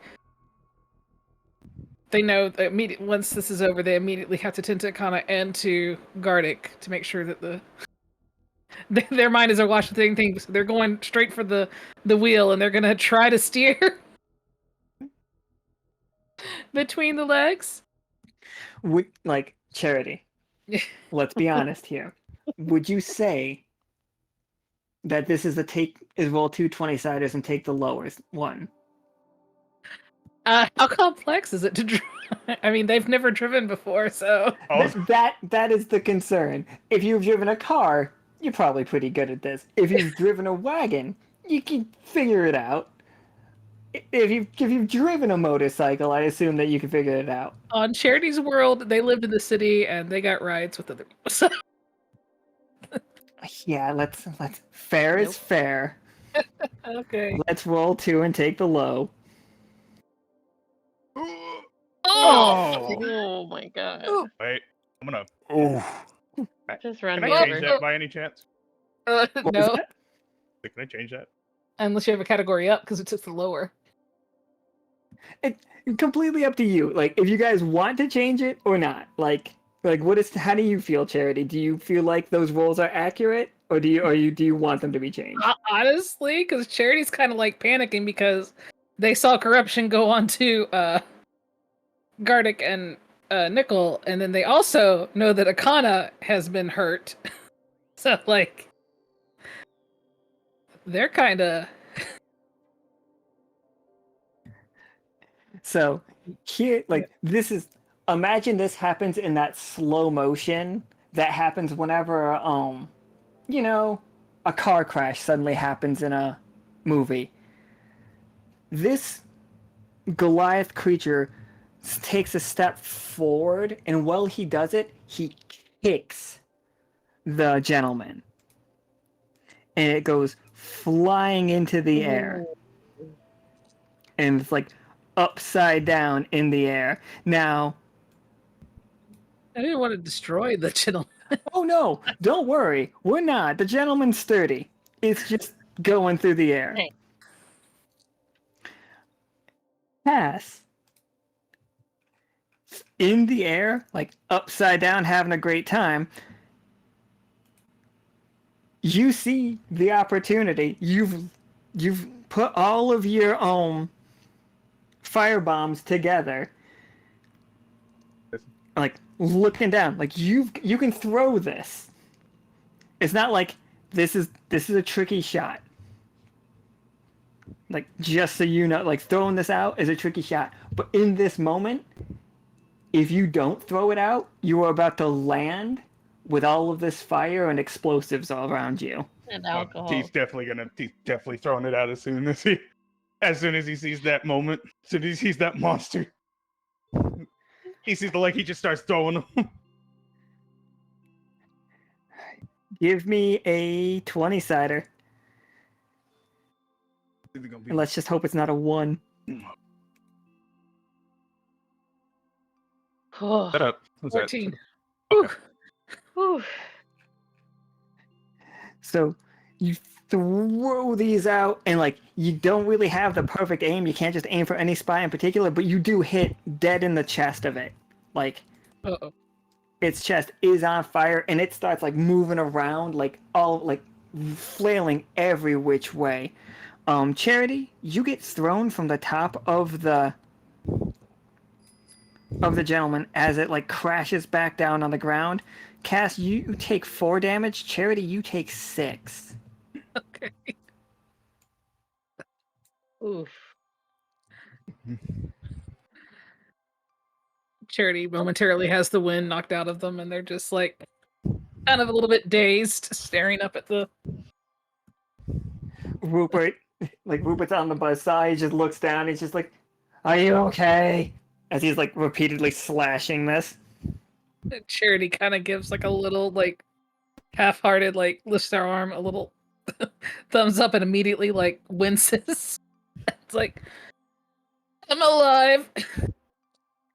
Rupert has his sword stuck in it again, and he like reaches back and he pulls out his Tomb Squad branded dagger and just yells "Adventure!" and he's like stabbing it. All right, Akhana, how are you doing? Like, this thing's hand is no longer around you because it is currently flailing. I think it accidentally uppercutted our little dragon friend while it was flailing. Awesome. Am I That's why we near? brought him here. Am I near the legs? Yeah, you're near the legs of the dragon, but you could make it to the legs of the big guy. Those legs are huge. Okay.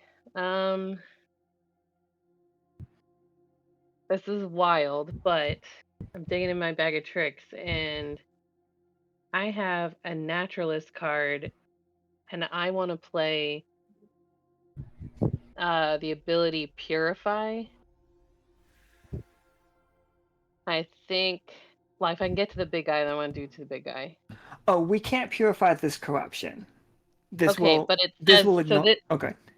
oh, it's not. I read it wrong. It's Petrify. Petrify. Okay, then yeah, we could petrify. we could do a Turn the- petrify situation. And turn the surface of a creature to stone. And if I wasn't close enough, the other option is encase your own body with a protective shell so I don't die. But I want to take the chance and turn it to stone. All right. I think. So, where are you aiming to get? I even wrote petrify. I mean,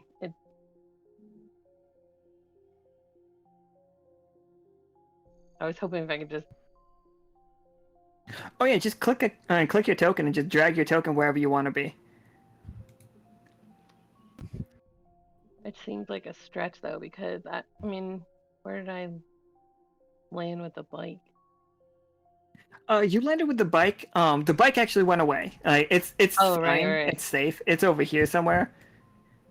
You're probably right there. Yeah.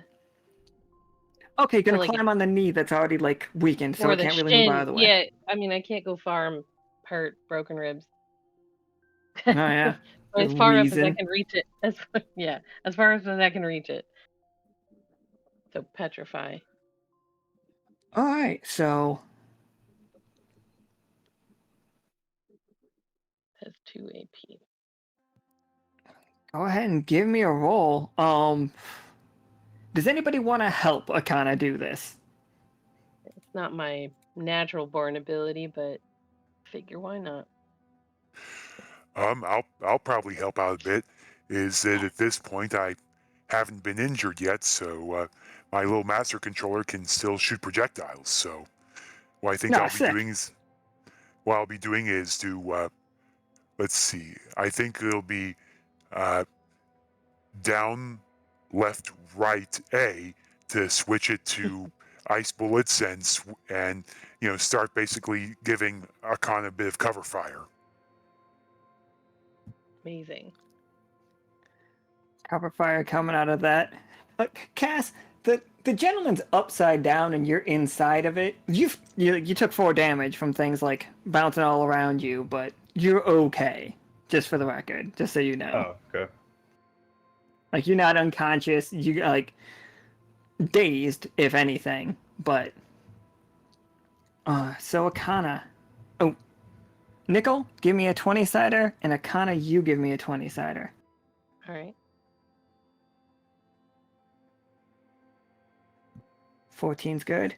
But 14's better than 5. Don't worry, Akhana, we're taking the 14. Thank God. Nichol, what would have happened if you hadn't shot? What did you shoot out of the way? Well, I think one thing it's been doing as it's been taking more damage is that, of course, with that black goo there, I'd say it's been pulling little non-critical pieces of it off and using those to basically make it sort of like wood whips, for lack of a better word. And I've been shooting a few of those out of the way or sticking them back onto the thing to give a kind of clear shot. Yeah, that'll be really good. Okay, Akhana. So you have to put your hand on it? Is that how it is? Okay. Yep. So you put your hand on it, and it starts turning to stone. And immediately, you can see the corrupting influence of that goo, making it, have you guys ever, I think it's called slate. I think that's the stone that it is. The really flat pieces of stone that kind of flake off from each other. Oh, yeah. Mm-hmm. On a really hot day, they're really cool to sit on. But you could just take another rock and just break them. You just start seeing them shatter all the way up this thing's leg. The bottom from its knee down, just falls away from it, and it falls forward and smashes on the ground in front of you. It's still huge. It's still a huge problem with one flaming arm and a flaming chest just swinging like crazy. But it doesn't have one of its arms. And you see the other one just roar and charge at that huge pile of parts that it wants to take into itself. Okay. But yeah, go ahead, guys. Where are we The guy going, just attacked the Charity? big guy. Or the wing guy. Cass immediately throws open the back of the goes open the back of the gentleman, and he walks out and says, "Oh, that was a rush." And he sees the monster charge over. He's like, "All right, I think we're done with this." And pulls out he pulls out the death hand, Nice. and he is aiming for pretty much his right. I'd say right at one of its eyes. Also eyes. I don't even know if these guys have the dragon guy or the The dragon guy. The dragon The guy. one that's Yeah. charging. His Nice. face, right in his face. Yeah, give me that 20. So, tough choice. You can make this shot, but it's one of those things that like I'm picturing, and tell me if it's cool. And like change it if you want, for sure. Like you got your one hand up and you're like looking at it and it's doing the like double vision thing because you just got a little bit of a concussion. And then like you shoot just as the two things come back together and like you hit it right in the eye. But you weren't paying attention to what's happening right next to you. And like part of the stone falls off and crashes into you. And it's going to injure your right arm. It's only going to do 2 damage, but it's going to give you a -2 on all of your rolls with your right arms. Yeah. Cass, you all right? Nope. Oh. We gotta get one of these down. This one like roars and like it's got like it just can't see now. I think it only had one eye that it was like actively using, and like you guys heard, it was like a porthole situation, like a full porthole of a ship was its eye, and it shattered, and like it's like looking on the ground for pieces. Like Charity, near its feet, you can see that gunk like spreading out and picking up little pieces from boats around it. So, and like climbing, but it starts climbing back up this thing's body. All right. I have a question. So the corruption is centered kind of like in this is like center mass, right? And it's just puppeting. Yep. I mean, it can reach out with it, but otherwise it pretty much is kind of centered. Yeah, I think, yeah, you guys can definitely tell that both of these bodies have a singular mass of corruption that, like, if you guys look at it through, like, your recon visors or something, it's going to read as, like, weak point. Right, and so like, the extremities, they're operating normal magic, right? Like... Yep. Okay. Charity just says into communicator, "It's my turn for a crazy idea." And they're kind of like, they've managed to get back to their feet. They're just like, but they're, it hurts. Their gloves are off, and they're gonna go to the, since they're closest to the dragon, try to go and grab it by one of its legs. And the goal is how we've used the Wither spell to channel magic away. Try to cut the magic off from the corruption. Does that make sense? Okay, I think I get you. So, like, like go into the joints and try to like seal it off, separate it out. like oh, there's a book series that does kind of this thing. I don't know if anybody reads the Stormlight Archives. They're good. They're all right. But like when you cut somebody with a magic sword, like you don't cut the arm off. You just is no longer connected to the spirit situation. Is that like you kind of want to give it a dead limb? Yeah.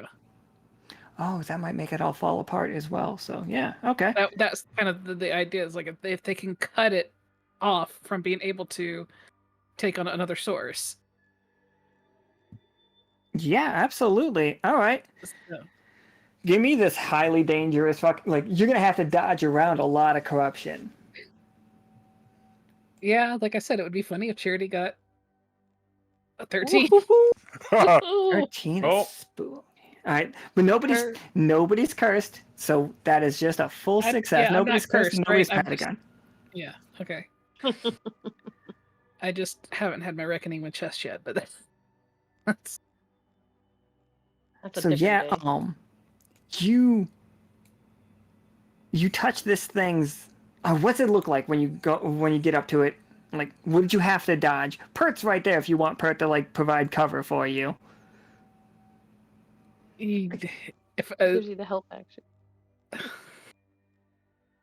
Let me see. Let me see if Rupert made the roll better. He didn't, but he's really there in spirit.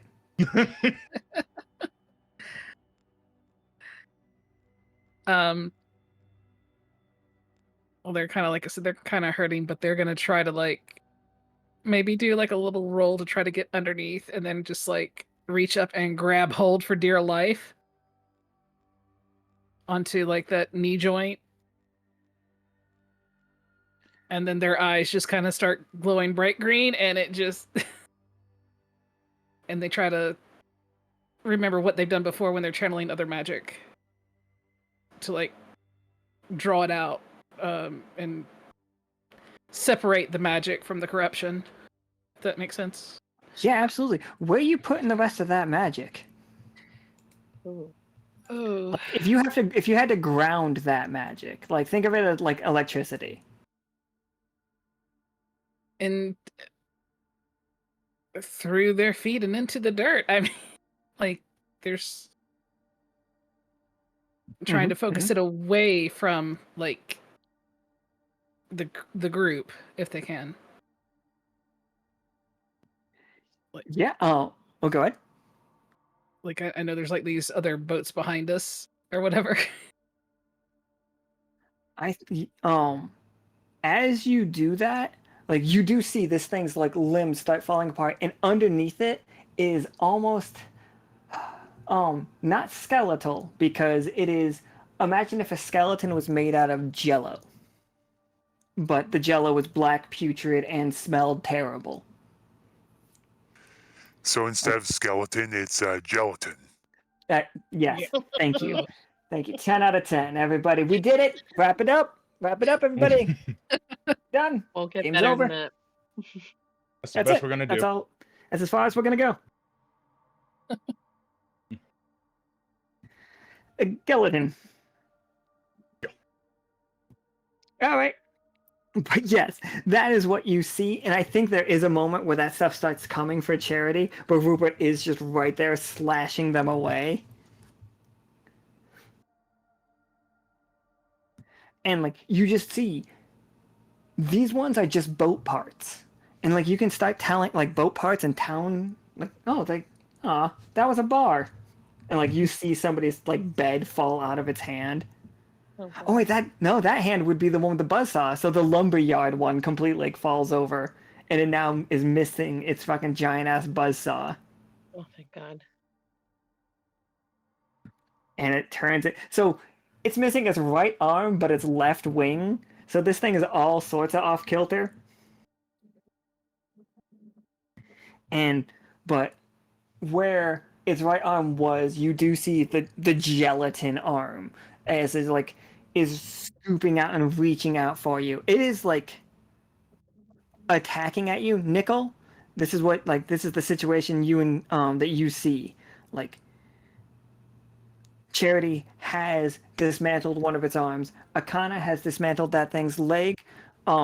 Cass has like knocked it back and you're good. But like you see that physically Rupert's sword is doing nothing to this thing. And we like we said before, we know that Rupert's actually really strong. He's at least as strong as you all. Oh man, yeah. Nichol, what does Rip Like Jesus look like for you right now? Well, it actually fits in perfectly with what I was planning because I've already been throwing around a good bit of ice magic, and, given our old buddy Hell Frozen Rain, I think with a, bit of thunder snow, that basically caused him to, go all flared de vide and lose his sleeves in the process, or at least one of them. Yes. Well, lose his sleeve and his shirt.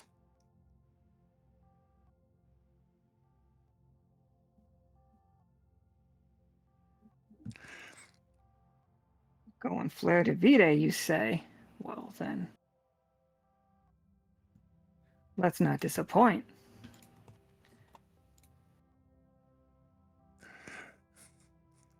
Yep.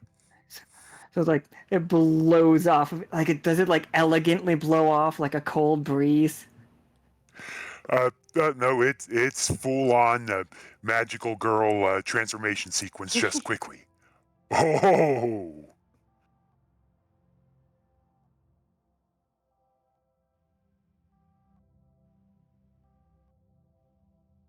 Amazing.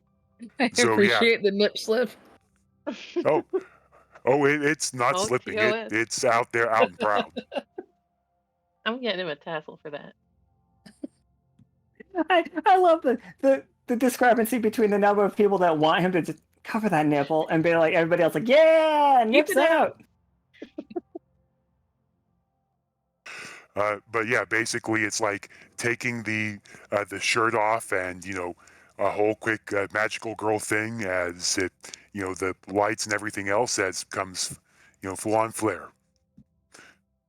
And with that, he launches basically an icy thunderbolt to try to stop the one near Charity right where it is. Like basically pin it to the ground, hopefully through the corruption.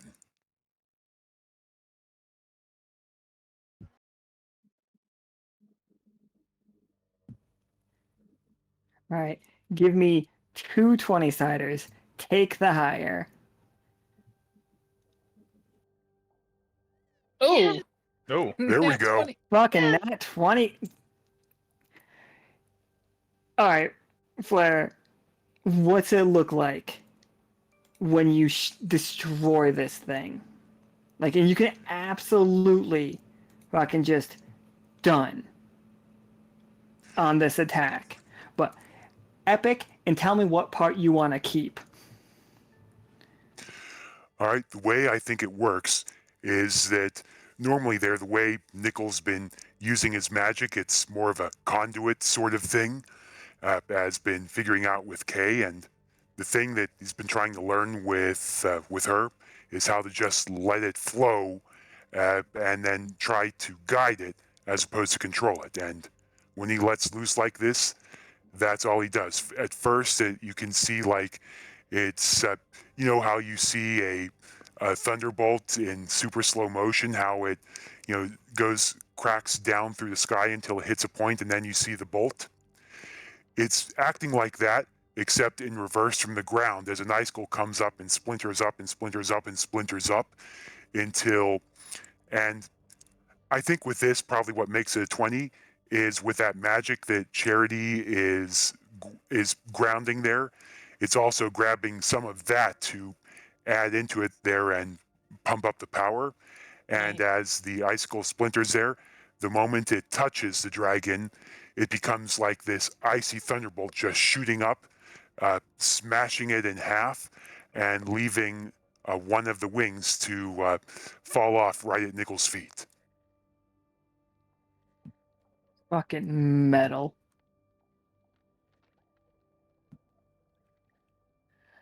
Absolutely, that fucking just rips it apart. So now we have both of the wings from that thing as it like falls back. You guys see like the corruption shatters, like it's completely frozen. But then as the by the effects going on, but then as the lightning connects, as it like claps together, it just mists it out. Like the corruption is so finely destroyed by that attack that there's nothing even left of it. Like that's how you kill it, Nichol. Just leave nothing left. Yep, and he's, on one knee, heavy breathing frost there. You all right there, Charity? And Rupert? Well, no, Rupert, I know you're fine. You okay, Charity? I'm good. I've been better, but I need to. I can tend to my huts later. I need. There's still one other thing to take care of.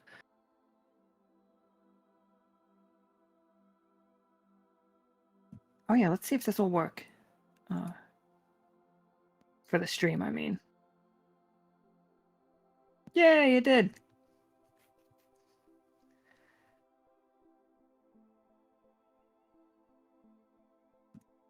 All right. Fleur, Akhana, Charity, and Cass. Akhana and Cass, I think, are probably in the closest position for it. So you have this thing. You see the stone is slowly crawling up it, and for the petrify Akhana, and parts of it are just falling off, but it's not getting everything. And but you're seeing the gelatin under there. It's like under the boat's hulls. And Cass, you are just now noticing that it has two ancient cannons. No, I think 4 is the better way to look at it. And where its belly button would be, and they're starting to spin up like they're a minigun.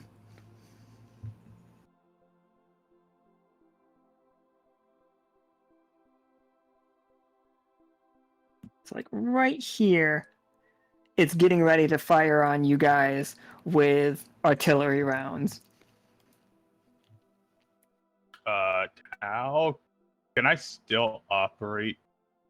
I still operate the Whopper, even though the gentleman's flipped over, or no? How does that look? Are you flipping the Whopper by shooting it? Are you shooting the Whopper at it? Are you shooting the carriage at it? I mean, if you shoot the ground, the carriage is the thing that's gonna go, right? yeah. Yeah. Go could rocket knock it jump out. with the gentleman. Oh, if I could get back to my bike and launch one of the rear artillery canisters. Yeah, I'm down with you two doing a group attack on this if you guys want to try. But you don't have to launch the gentleman, by the way. I was going to say, if I launch the gentleman, would that destroy the gentleman entirely? No. Okay, so it would. Only if you roll a 1 and somebody F's and chats it.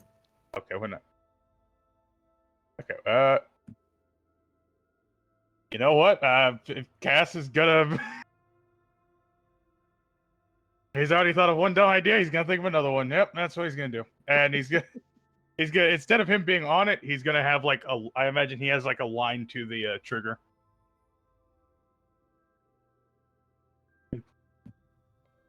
Oh, okay, so I gotcha.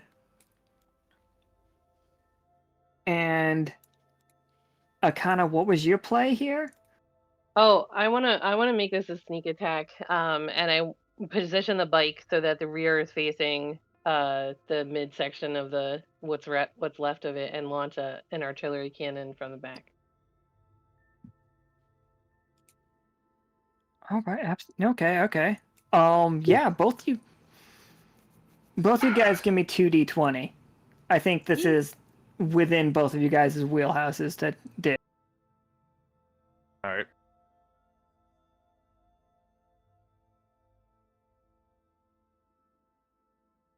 Meh.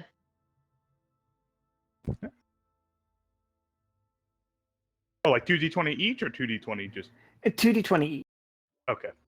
Yeah, I rolled, but mine didn't show up. Oh, no. Yeah, you rolled 11 11 and a 7. 11's good. 11 gets it done. 18 gets it done too. All right. So you two. Okay. So here's why it's gonna work. You tell me how it looks. We are blowing a hole by blowing up its cannons. Then the gentleman, which as I have said is pure silver, is going to be launched into this thing's center mass and burn it away. What does that look like? We'll let Akhana go first, I imagine. Hmm.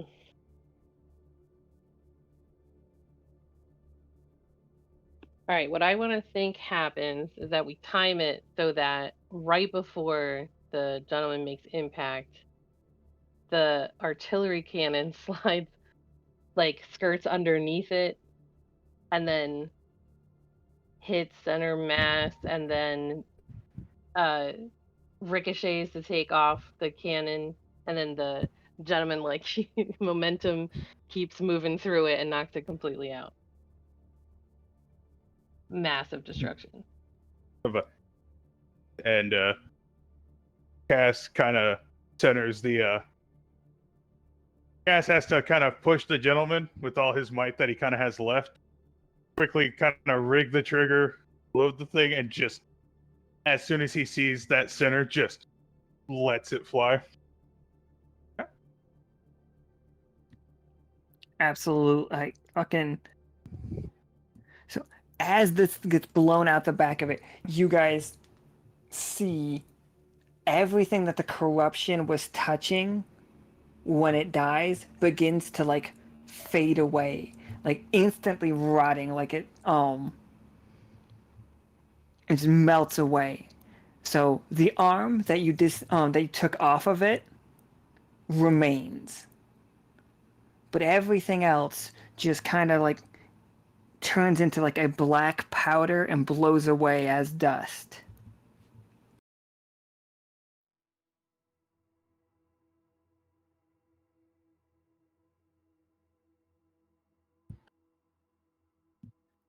Is it And over now yet? go.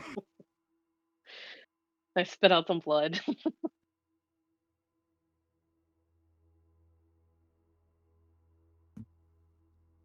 Um, that'll be really cool. So near Fleur, you see in the ground, like dug in to where that magical, like the resonance that Charity was pushing down there, and when you called it back up into a lightning bolt, you see just glasses formed. And if you dig around and pull it up, there is a spear that is made of it is a lavender color, the same color as like snow lightning, and it is humming like with magical properties.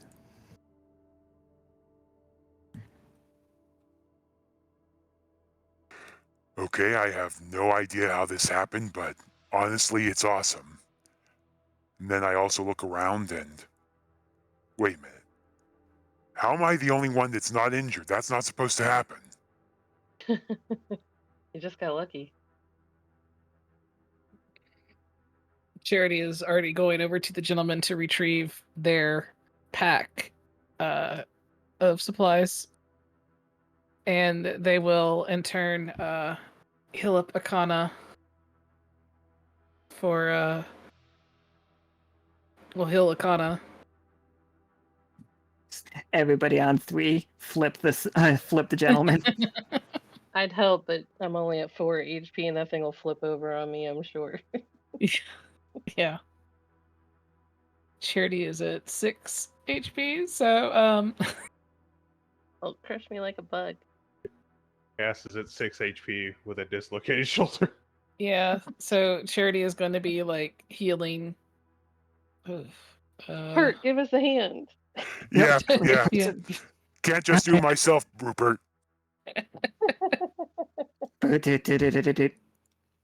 No freeloaders. I got a sliver. He holds up his Charity will hand just and he kinda- does have a sliver. So you each will get like 5 hit points back. I'm just gonna do men because otherwise I have to like expend all my AP to get everybody Yeah. back. Yes. Alright, I can help proper now.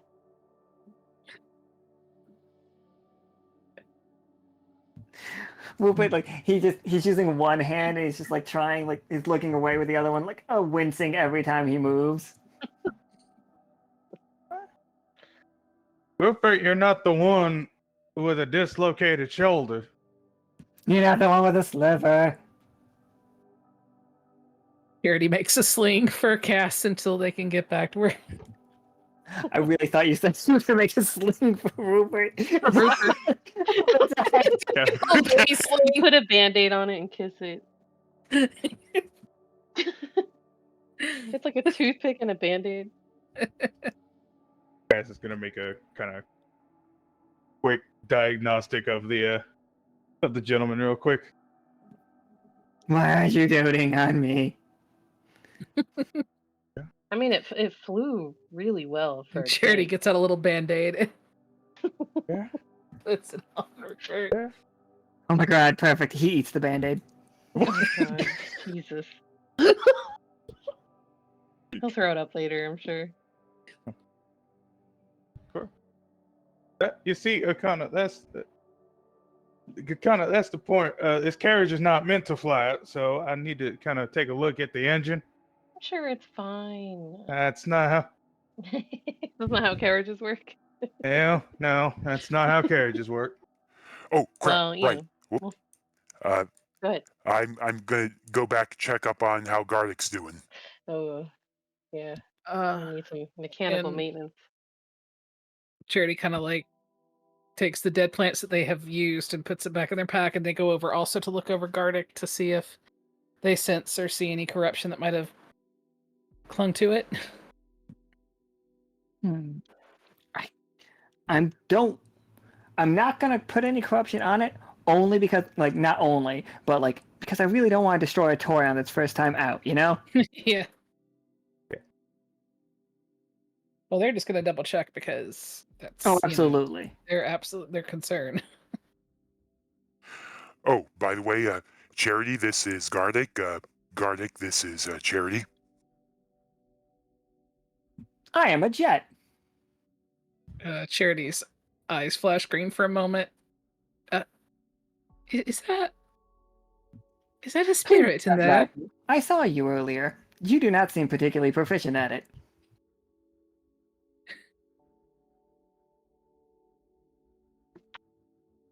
Wait, what? You saw your driving. Something got crossed over. I did not hear. sass was I was trying to rib. We'll work on that later, Gardic. Ah, Cass is gonna walk up to Charity, be like, "I'm sorry, I put you behind the wheel with the gentleman. I will not do that again." And then just walks back to the gentleman. I was not told Fine, it's fine. that I would have to drive anything. You should, Cass you know. just puts his hat up in the air and just says, "It's okay. It's my fault. It's We'll take some of the vehicles we have in the thimble out for a spin sometime. It'll be fine. We'll get used to it. All right. Yeah, most of my work has been in the lab, and I tend to people. I don't drive. But we might need you sometime. It'll be fine. No worries. Crash course, all good. You already had a crash course." Yeah, Cass see? shouts. I prefer less crashing. Well, what was this about course? Is it dessert yet? Rupert's looking around, like looking through the stand. He just keeps stabbing like random like stuff. He's like, nope. He sheaths his sword on his back. He's like, a fine adventure. Hey, didn't do too bad. I'm glad you didn't panic. When that spinning blade was coming towards you.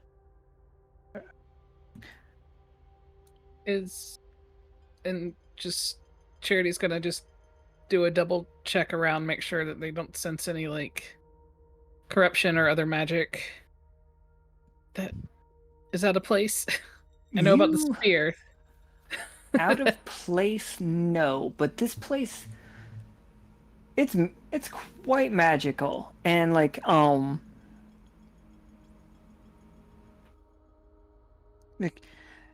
I think that there's like in the wings, in both of those wings, and in the arm that we have, which we're gonna have to write that we have those as materials going forward. 2 automaton wings and a giant automaton arm. We can do something with these in the future if like these are the things that people want their Monster Hunter armor to be made of. Let me know. Let us know. But like personally, I was thinking that you guys would make Monster Hunter armor out of whatever it is that you fight during that game to get that. But if you guys like something better, let us know.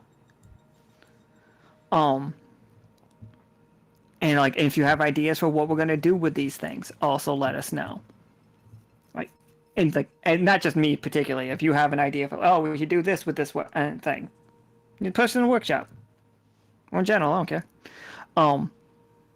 But Gardic is hurt. Currently can't fly. Systems are massively down to the point where like you could fly it right now, but it would take all your AP to power it. You know what I mean? Like it would take everything that you have in you to get you back to Digburg. Or get you to Digburg. You haven't been there yet. Yeah, and honestly, given how much AP Nichol's already used, that's probably, and given it's not that close to the silver thimble, that's probably a really bad idea. So, maybe if the gentleman could, give Gardic a bit of a ride. Should we mount it to the top or pull it behind it? Like, I'm not sure how heavy. It's pulling it. Yeah, it's just sliding. It's pulling it. across It the dirt. cannot it can barely sustain the weight of itself right now. I think Gardic definitely has wheels underneath it for landing and stuff. Oh, nice. Like it instead of having the power of 4 horses of a 4-horse carriage, it now has the power of a 1-horse carriage.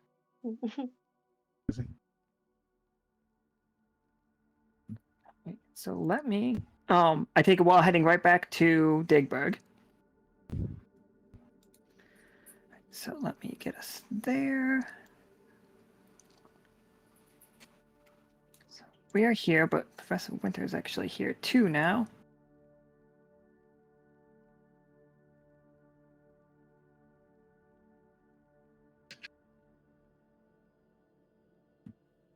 Yeah, just gonna put him in his new token because I like the new token. Not that I don't like the old token. Both are very nice, and yeah, it's probably, given what he did, it's probably going to be a little while before he reverts anyway. Goodness, the monster's still here. Oh my god, it is! It's another one! Oh, please no.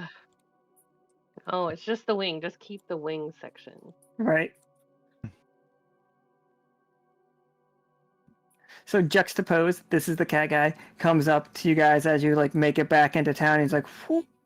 All right. Garage is right over there next to what used to be the lumber yard. Guys, go ahead and get your vehicles in there. We'll get them fixed up. Thanks. Oh. Hey, where's the dock at? I need my shoulder relocated. You might remember the last time we had a doctor in this town. It didn't go particularly well. Sorry, where's your medical expert at? There. He points at Charity. Charity, yeah. All right. I can finish mending you. Where's the clinic? This little crow over here is just like, over here. It's like, oh my god. I saw that from a distance. You guys were fantastic. Can I have a turn in that little, that car? Cass is going to look straight into her eyes and just say no. But, it flew through the air. And then one thing was flying through the air, but I thought that thing was supposed to fly through the air because it had, wings. But then the thing with just wheels decided to fly through the air, and you're so impressive. No, Charity just kind of ducks their head and just starts walking to the... Charity, just help me relocate my arm so I can go work on this damn thing. Yeah. Charity gets out like a more than one flower, but since they're more powerful right now, they're able to just use less to put their hands on Cass, and then while like drawing magic, healing magic into him, also just kind of does like a okay on the count of 3, and then 1, 2, and then pop. And just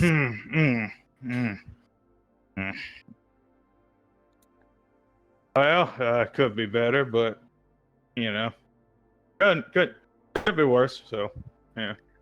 Well, I don't have any I don't sorry, have any what? anesthesia here. Sorry. Oh. We don't have anesthesia. Don't worry. I live in a place that never had anesthesia, so this is exactly what they do. That's fair. Try not to use it too much. Akhana, Rupert. Oh, sorry. Go ahead. If you had more, I'm sorry. I don't mean to interrupt. Just gonna say, thank you, thanks, Charity. You were really good out there, actually. Just in a grumpy mood, you know. Can't use my shooting arm right now. Yeah, completely understandable. Charity did heal you for 5 HP, and then actually, if I use mend now, you're like back to full. Yeah, but I still imagine that his shoulders Yeah. just. Yeah. Soldier's gonna suck for a bit though. Yeah, we could definitely like play it out. Yeah. I'm just gonna lay on a bed and ask for a whiskey. One second before you go laying on a bed, Akhana. Fleur. Oh, sorry. If you have one more thing, go ahead. Go ahead. Charity's just gonna make sure like nobody in the town was hurt or injured. Nobody was hurt. You guys got them out immediately. The lumberyard is destroyed. The one of the saloons was destroyed because we saw the we saw the bar. But there's 3 in this town. Don't worry about it. I'm Still good. Can it be the one that was rebuilt after the fire? Absolutely, it can be the one that was rebuilt after the fire. There's one that's just like the Cat and Squirrel.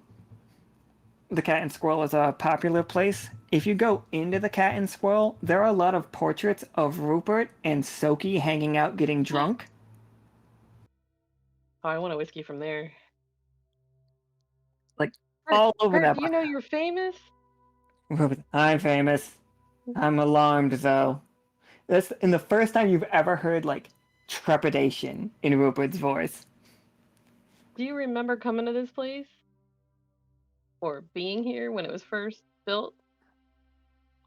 And your anomaly detectors go off as like Rupert puts a paw to his head and just says, "Yes, no," and then out the door, you guys hear a roar, and I don't know what this roar sounds like. Akhana and Nichol. Down the diggy hole, you catch a shadow of something. This shadow is the monster they will be fighting tomorrow for their diggy hole game. Can I use my spy glasses to get more information for them? I would love you to use your spyglass to get more information, Yay. but we're not asking me. Nichol and Akhana, what 2 things do you notice about this beast? Be vague, because I'm gonna tie it in. I've got some other things I gotta balance. But what makes this thing incredibly dangerous from Akhana and Nichol? What is its weakness?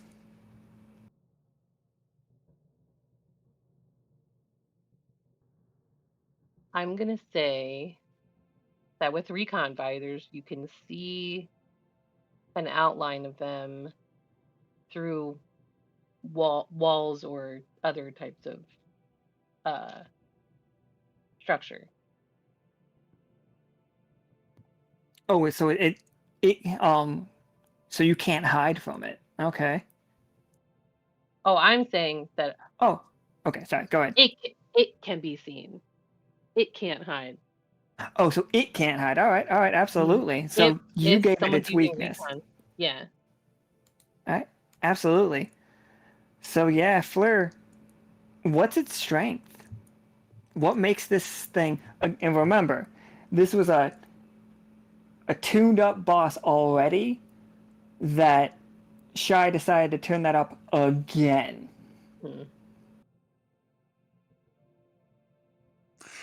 I think, well, it can hide, but given where it is and how it is there, it doesn't necessarily need to hide.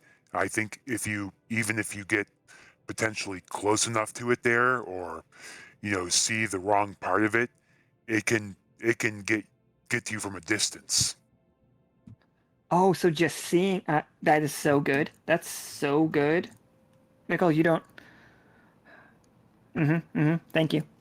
Thank you for that moment. And yeah, now you guys can all just like relax. You start hearing the rest of the crew showing up here, like and establishing a perimeter. Everybody in the chat, if you guys want to, like we have called for help at Digberg. Like you don't all have to be here. Like if you guys don't want to be part of this mission, for sure. But tomorrow, those who want to be are helping secure the diggy hole while Karam, Osiria, Cash, and Clem go down. I want to keep talking to Rupert and try to get more information. Oh yeah, for sure. Rupert will go get drunk with you. Yeah, we can definitely like role play it later. It doesn't have to be now. But... roll me a 20-sider so that I'll roll one for Rupert. Too. All right, don't screw me again, Rupert. It's all I know. 15. Oh, I rolled 2. I'm sorry. No, your 15 was first though. 15 is a success. Yeah, you can Akhana. Like just by having a conversation with Rupert, and like Akhana takes plenty of notes. Like we know what you are. We know who you are. Like just his timeline does not line up with the timeline that you guys have in the Silver Thimble from arriving here. He can remember things from before you showed up that he also remembers showing up though. But he says, he looks and he's like, that part's a little foggier now though. Like, I'm sorry, that part's foggier. It's hard to remember. Like, he takes a big glug. Is it possible that you're already here? You have a twin or a split spirit that was on Liminal, and when it got fuzzy because Liminal came onto, like, collided or whatever happened, got flipped over into Echo? Yeah. Rupert shrugs because he has no idea. He's not the guy for it. But Akhana, because you rolled a success, I will give you something. Like, you also see Soki in these pictures, and these pictures are older than you have been here.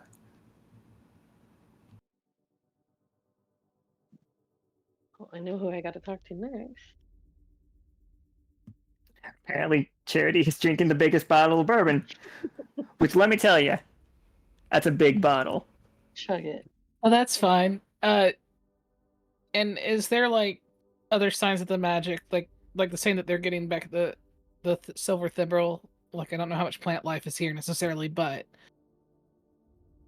like assuming some people keep plants or something here. Okay. What cactuses and stuff, right? Yeah, Charity, you start to looking for plant life. You see a big ass cactus growing out of the ground, and its needles are metallic and have like, you start to notice like some of like this little gauge on this one that's like full like into the red, or not into the red, but like pushing the red, which is wild because it has a gauge on it. Yeah.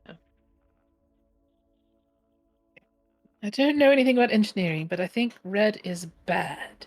A little bit of mulled brandy, Fleur, mulled wine. Yeah, I that think works. that's- I mean, if it's it'll be the right temperature by the time he drinks it. Charity's going to try to get on the communicator back to Peanut and explain what they're noticing with the plant life. And that it is not restricted to just silver thimble stuff from the greenhouse.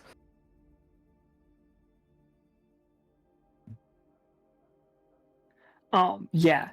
It is definitely with very obvious that it's where all this magic is welling up, it is more powerful.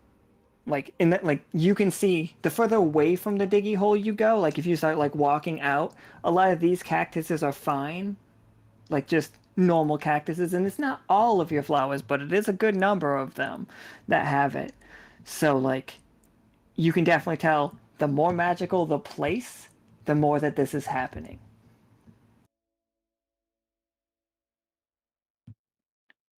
And then Cass, as you sit up from your hospital bed after Charity's out there researching your arms, two of your arms in a sling, you see stuck into a beam in this clinic is a Bowie knife and a note that just has 4 eyes on it, very similar to your 4 eyes.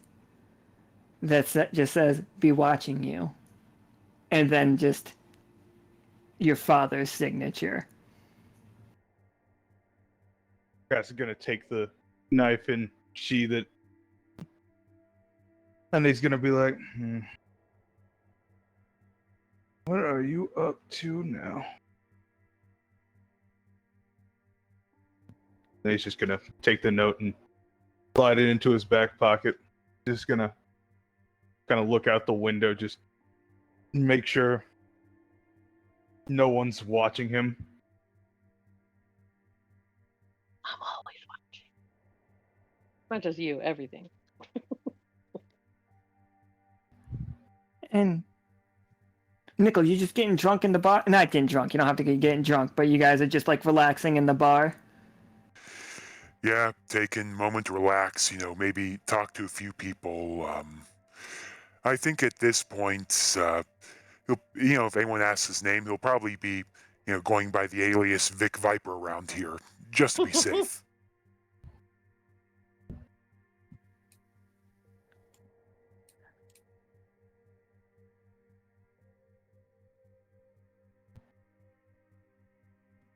I did make a bar and everything.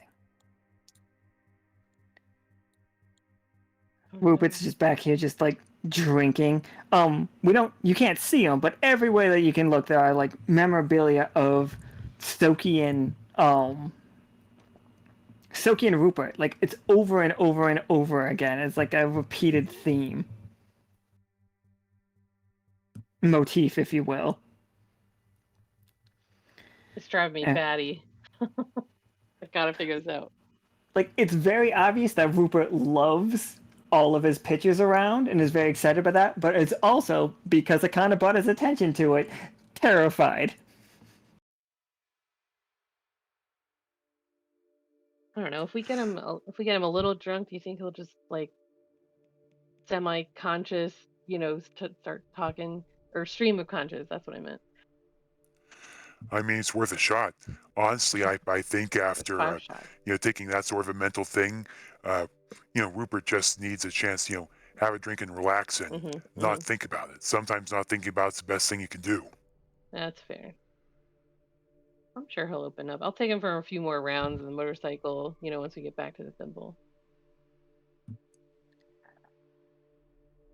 I didn't know I was going to... Go ahead.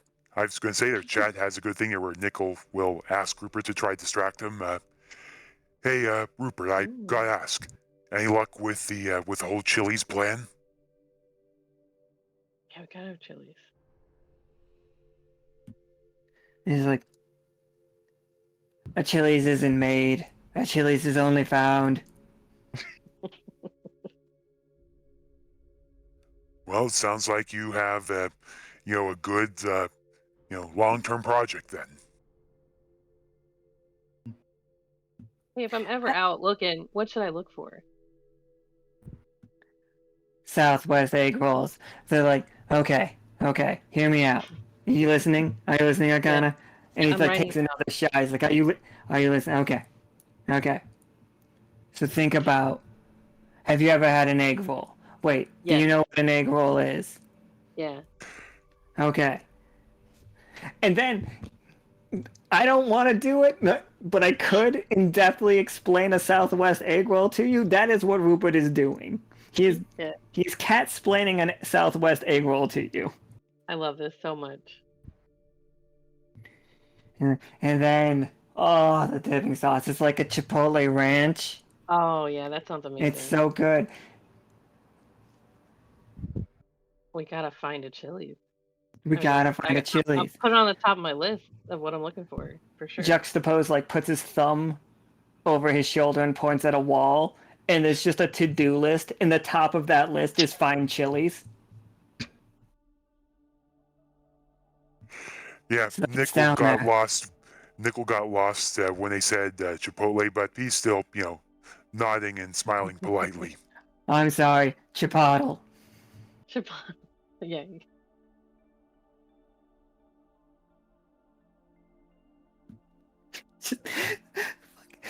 Charity out there looking at like studying cacti. Cass finding a picture and finding a note from his dad stabbed into a pillar while he was like sick and wounded and defenseless. Akhana and Nichol getting drunk with Rupert as he explains what Chili's is. Love it. Charity also has a big bottle of bourbon with him, so That's right, Charity is getting drunk while Half looking at full. cacti. Half That full can't go bottle. wrong. No, it'll be fine. There's an old thing that they always say in Dickburg. You ever drink too much where you fall face first into the cactus. Mm-hmm. I learned not to drink too much while you're at a beach because you'll breathe in sand once you collapse on the sand. Yeah. That was a rough night. Can wait, what? I can't remember what I wrote. It's like, you know what they say in Gloomcrest Boardwalk? If you're not having fun, you're no fun. Hmm.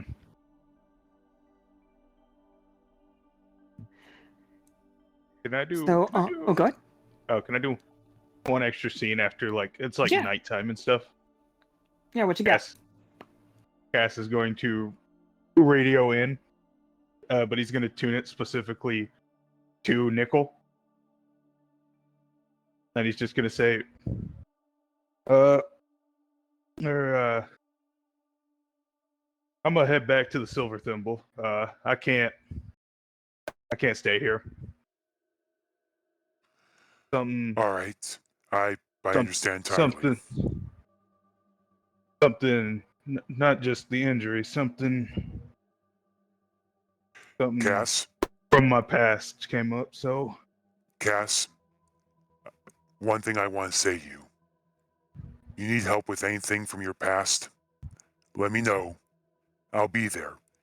You ain't the first one who's had to deal with some nasty stuff. I've been there. A few times. I've known people who've been there. You ain't alone. And you need a second pair of third pair of hands? I'll be there. Just ask, all right?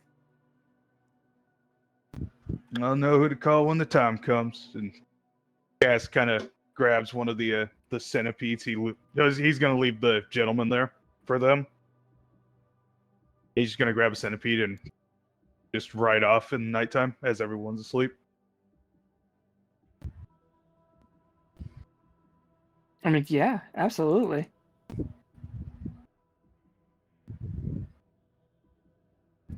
Not me trying to find a good cactus token.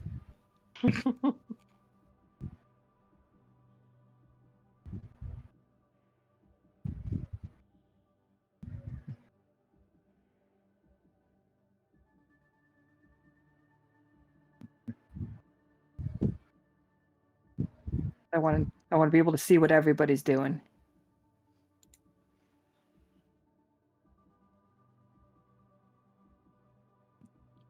I also just imagine the bottle that Charity has is literally one of those like brown jugs with 3 X's on it. Oh, the moonshine jug that they just put bourbon in it.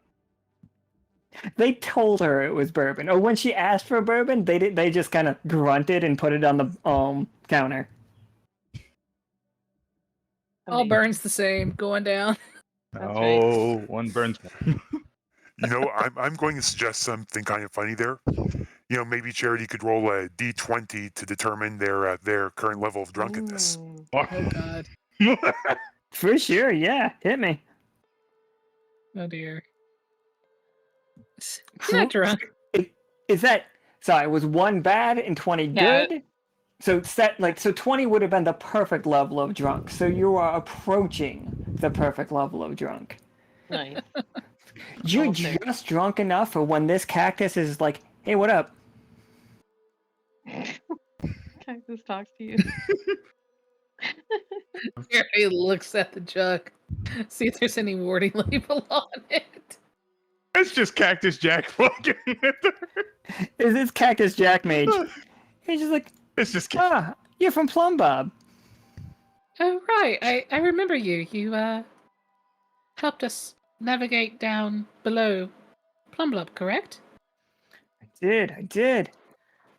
It's just like, what brings you out this far? He looks at the footprints that are going back north. There are 2 sets of footprints that are going north from Digburg. It's just like, you're not following, are you? Stay clear of that one. No, I was fighting giant anomalies. I'm just here checking out the plant life. The cacti around here, they're taking on peculiar traits. And he's like, don't I know it? And like he pulls his sleeve up, and one of his arms is like slowly instead of thorns, they kind of just look like nails. Oh dear. Does Charity they just sense magic, they don't sense the corruption, right? They just sense Oh no, this is like magic. That if this little guy could hold 6 AP of magic, his arm is holding 8. If his whole body is designed to hold 6, his arm is holding 8. oh, that would explain the gauge on the other cactus. Where's your friend? He got a job. Have you ever been to the farm? And I think that scene has to fade there.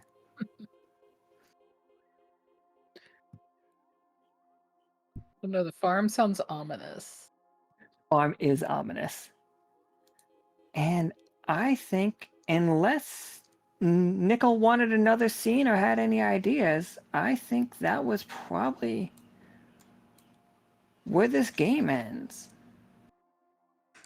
No, I don't think Nichol has anything else. I think probably at that night when Cass is explaining his story, Nichol's probably, you know, just relaxing, probably on, you know, on top of right by Garlic, you know, looking up at the stars and just, you know, smiling at a job well done. Metal, and then the rest of the crew is showing up and like getting like their devices around, because we are going to lower a party into that hole tomorrow. Right. So yeah, thank you guys all for playing. That was episode 1 of the Silver Shadows, our second arc. Charity's It was just gonna also- disappear into the desert. A bottle of moonshine. like- Don't worry, Cactus Jack Mage will help you back to town if you get too drunk. I feel like that episode played us.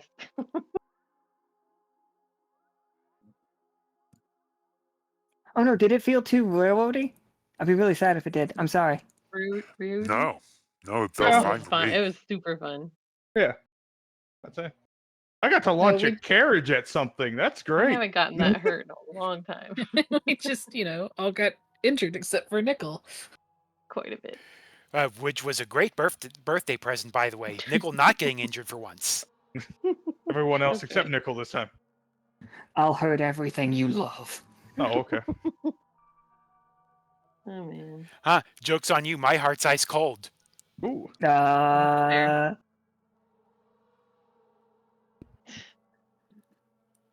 still Um, probably gonna comment later about how Flourish uniform is not up to code. all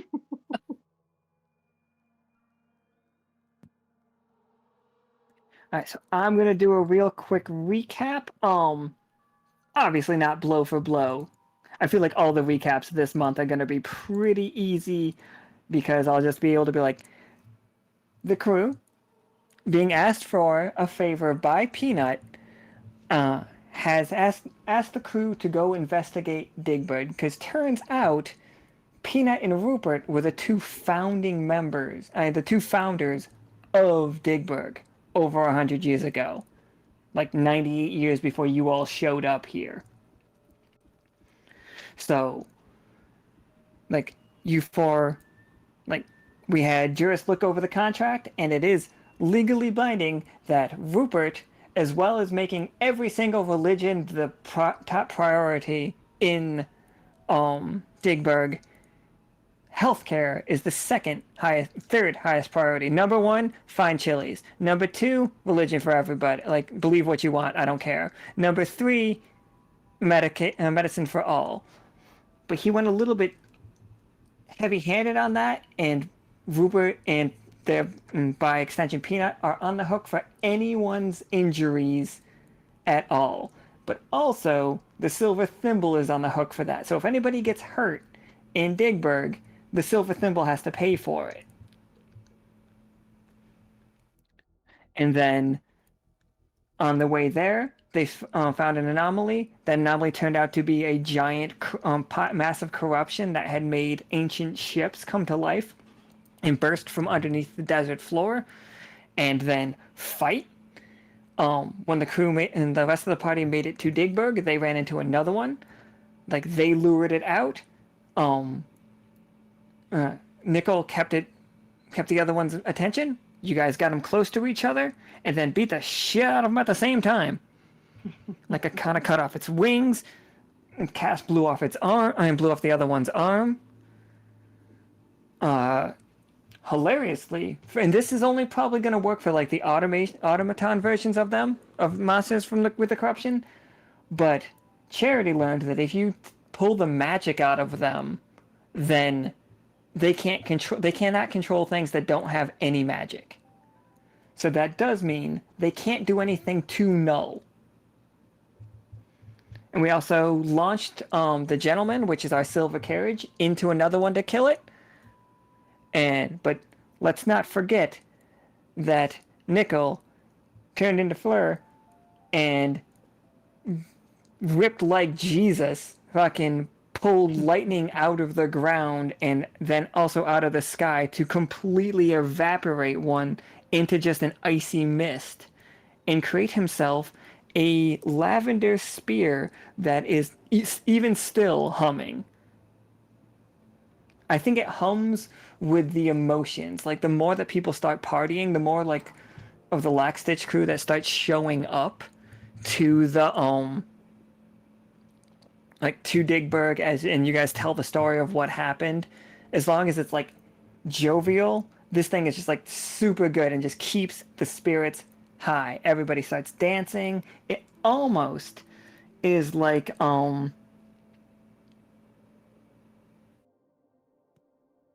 it's almost like it's playing music.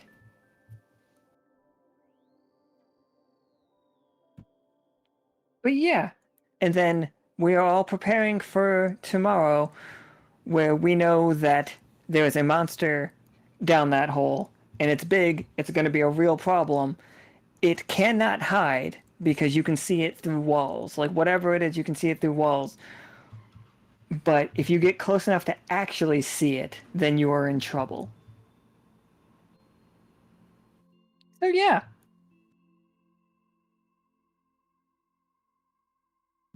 And I think that is the end of tonight's game, everybody.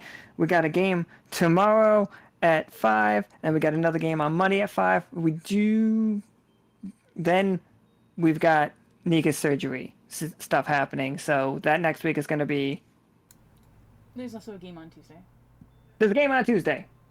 But yeah. At least in theory. Surgery next week. We'll see. We'll see what happens. All So we're gonna wrap up here. Yep, I've got nothing else to say except for thank you guys so much. That was a great game. You guys did amazing. Fantastic job. Happy birthday again, Prof. Yeah, happy birthday. Oh, thanks. And thanks everyone for, also for you running the game, everyone else who came in and was there with me, and also, heck, thanks everyone in chat for the well wishes too. Hell yeah. All right, then we're gonna hack off. See you tomorrow. Bye. Goodbye, everybody. Forever. Goodbye. Bye. That was a schedule again. Which game did I? Ah, corn dog. Never mind. Alright. Gosh, shit. But yeah, that was great there. Oh my God. Yeah, again, thanks everyone else for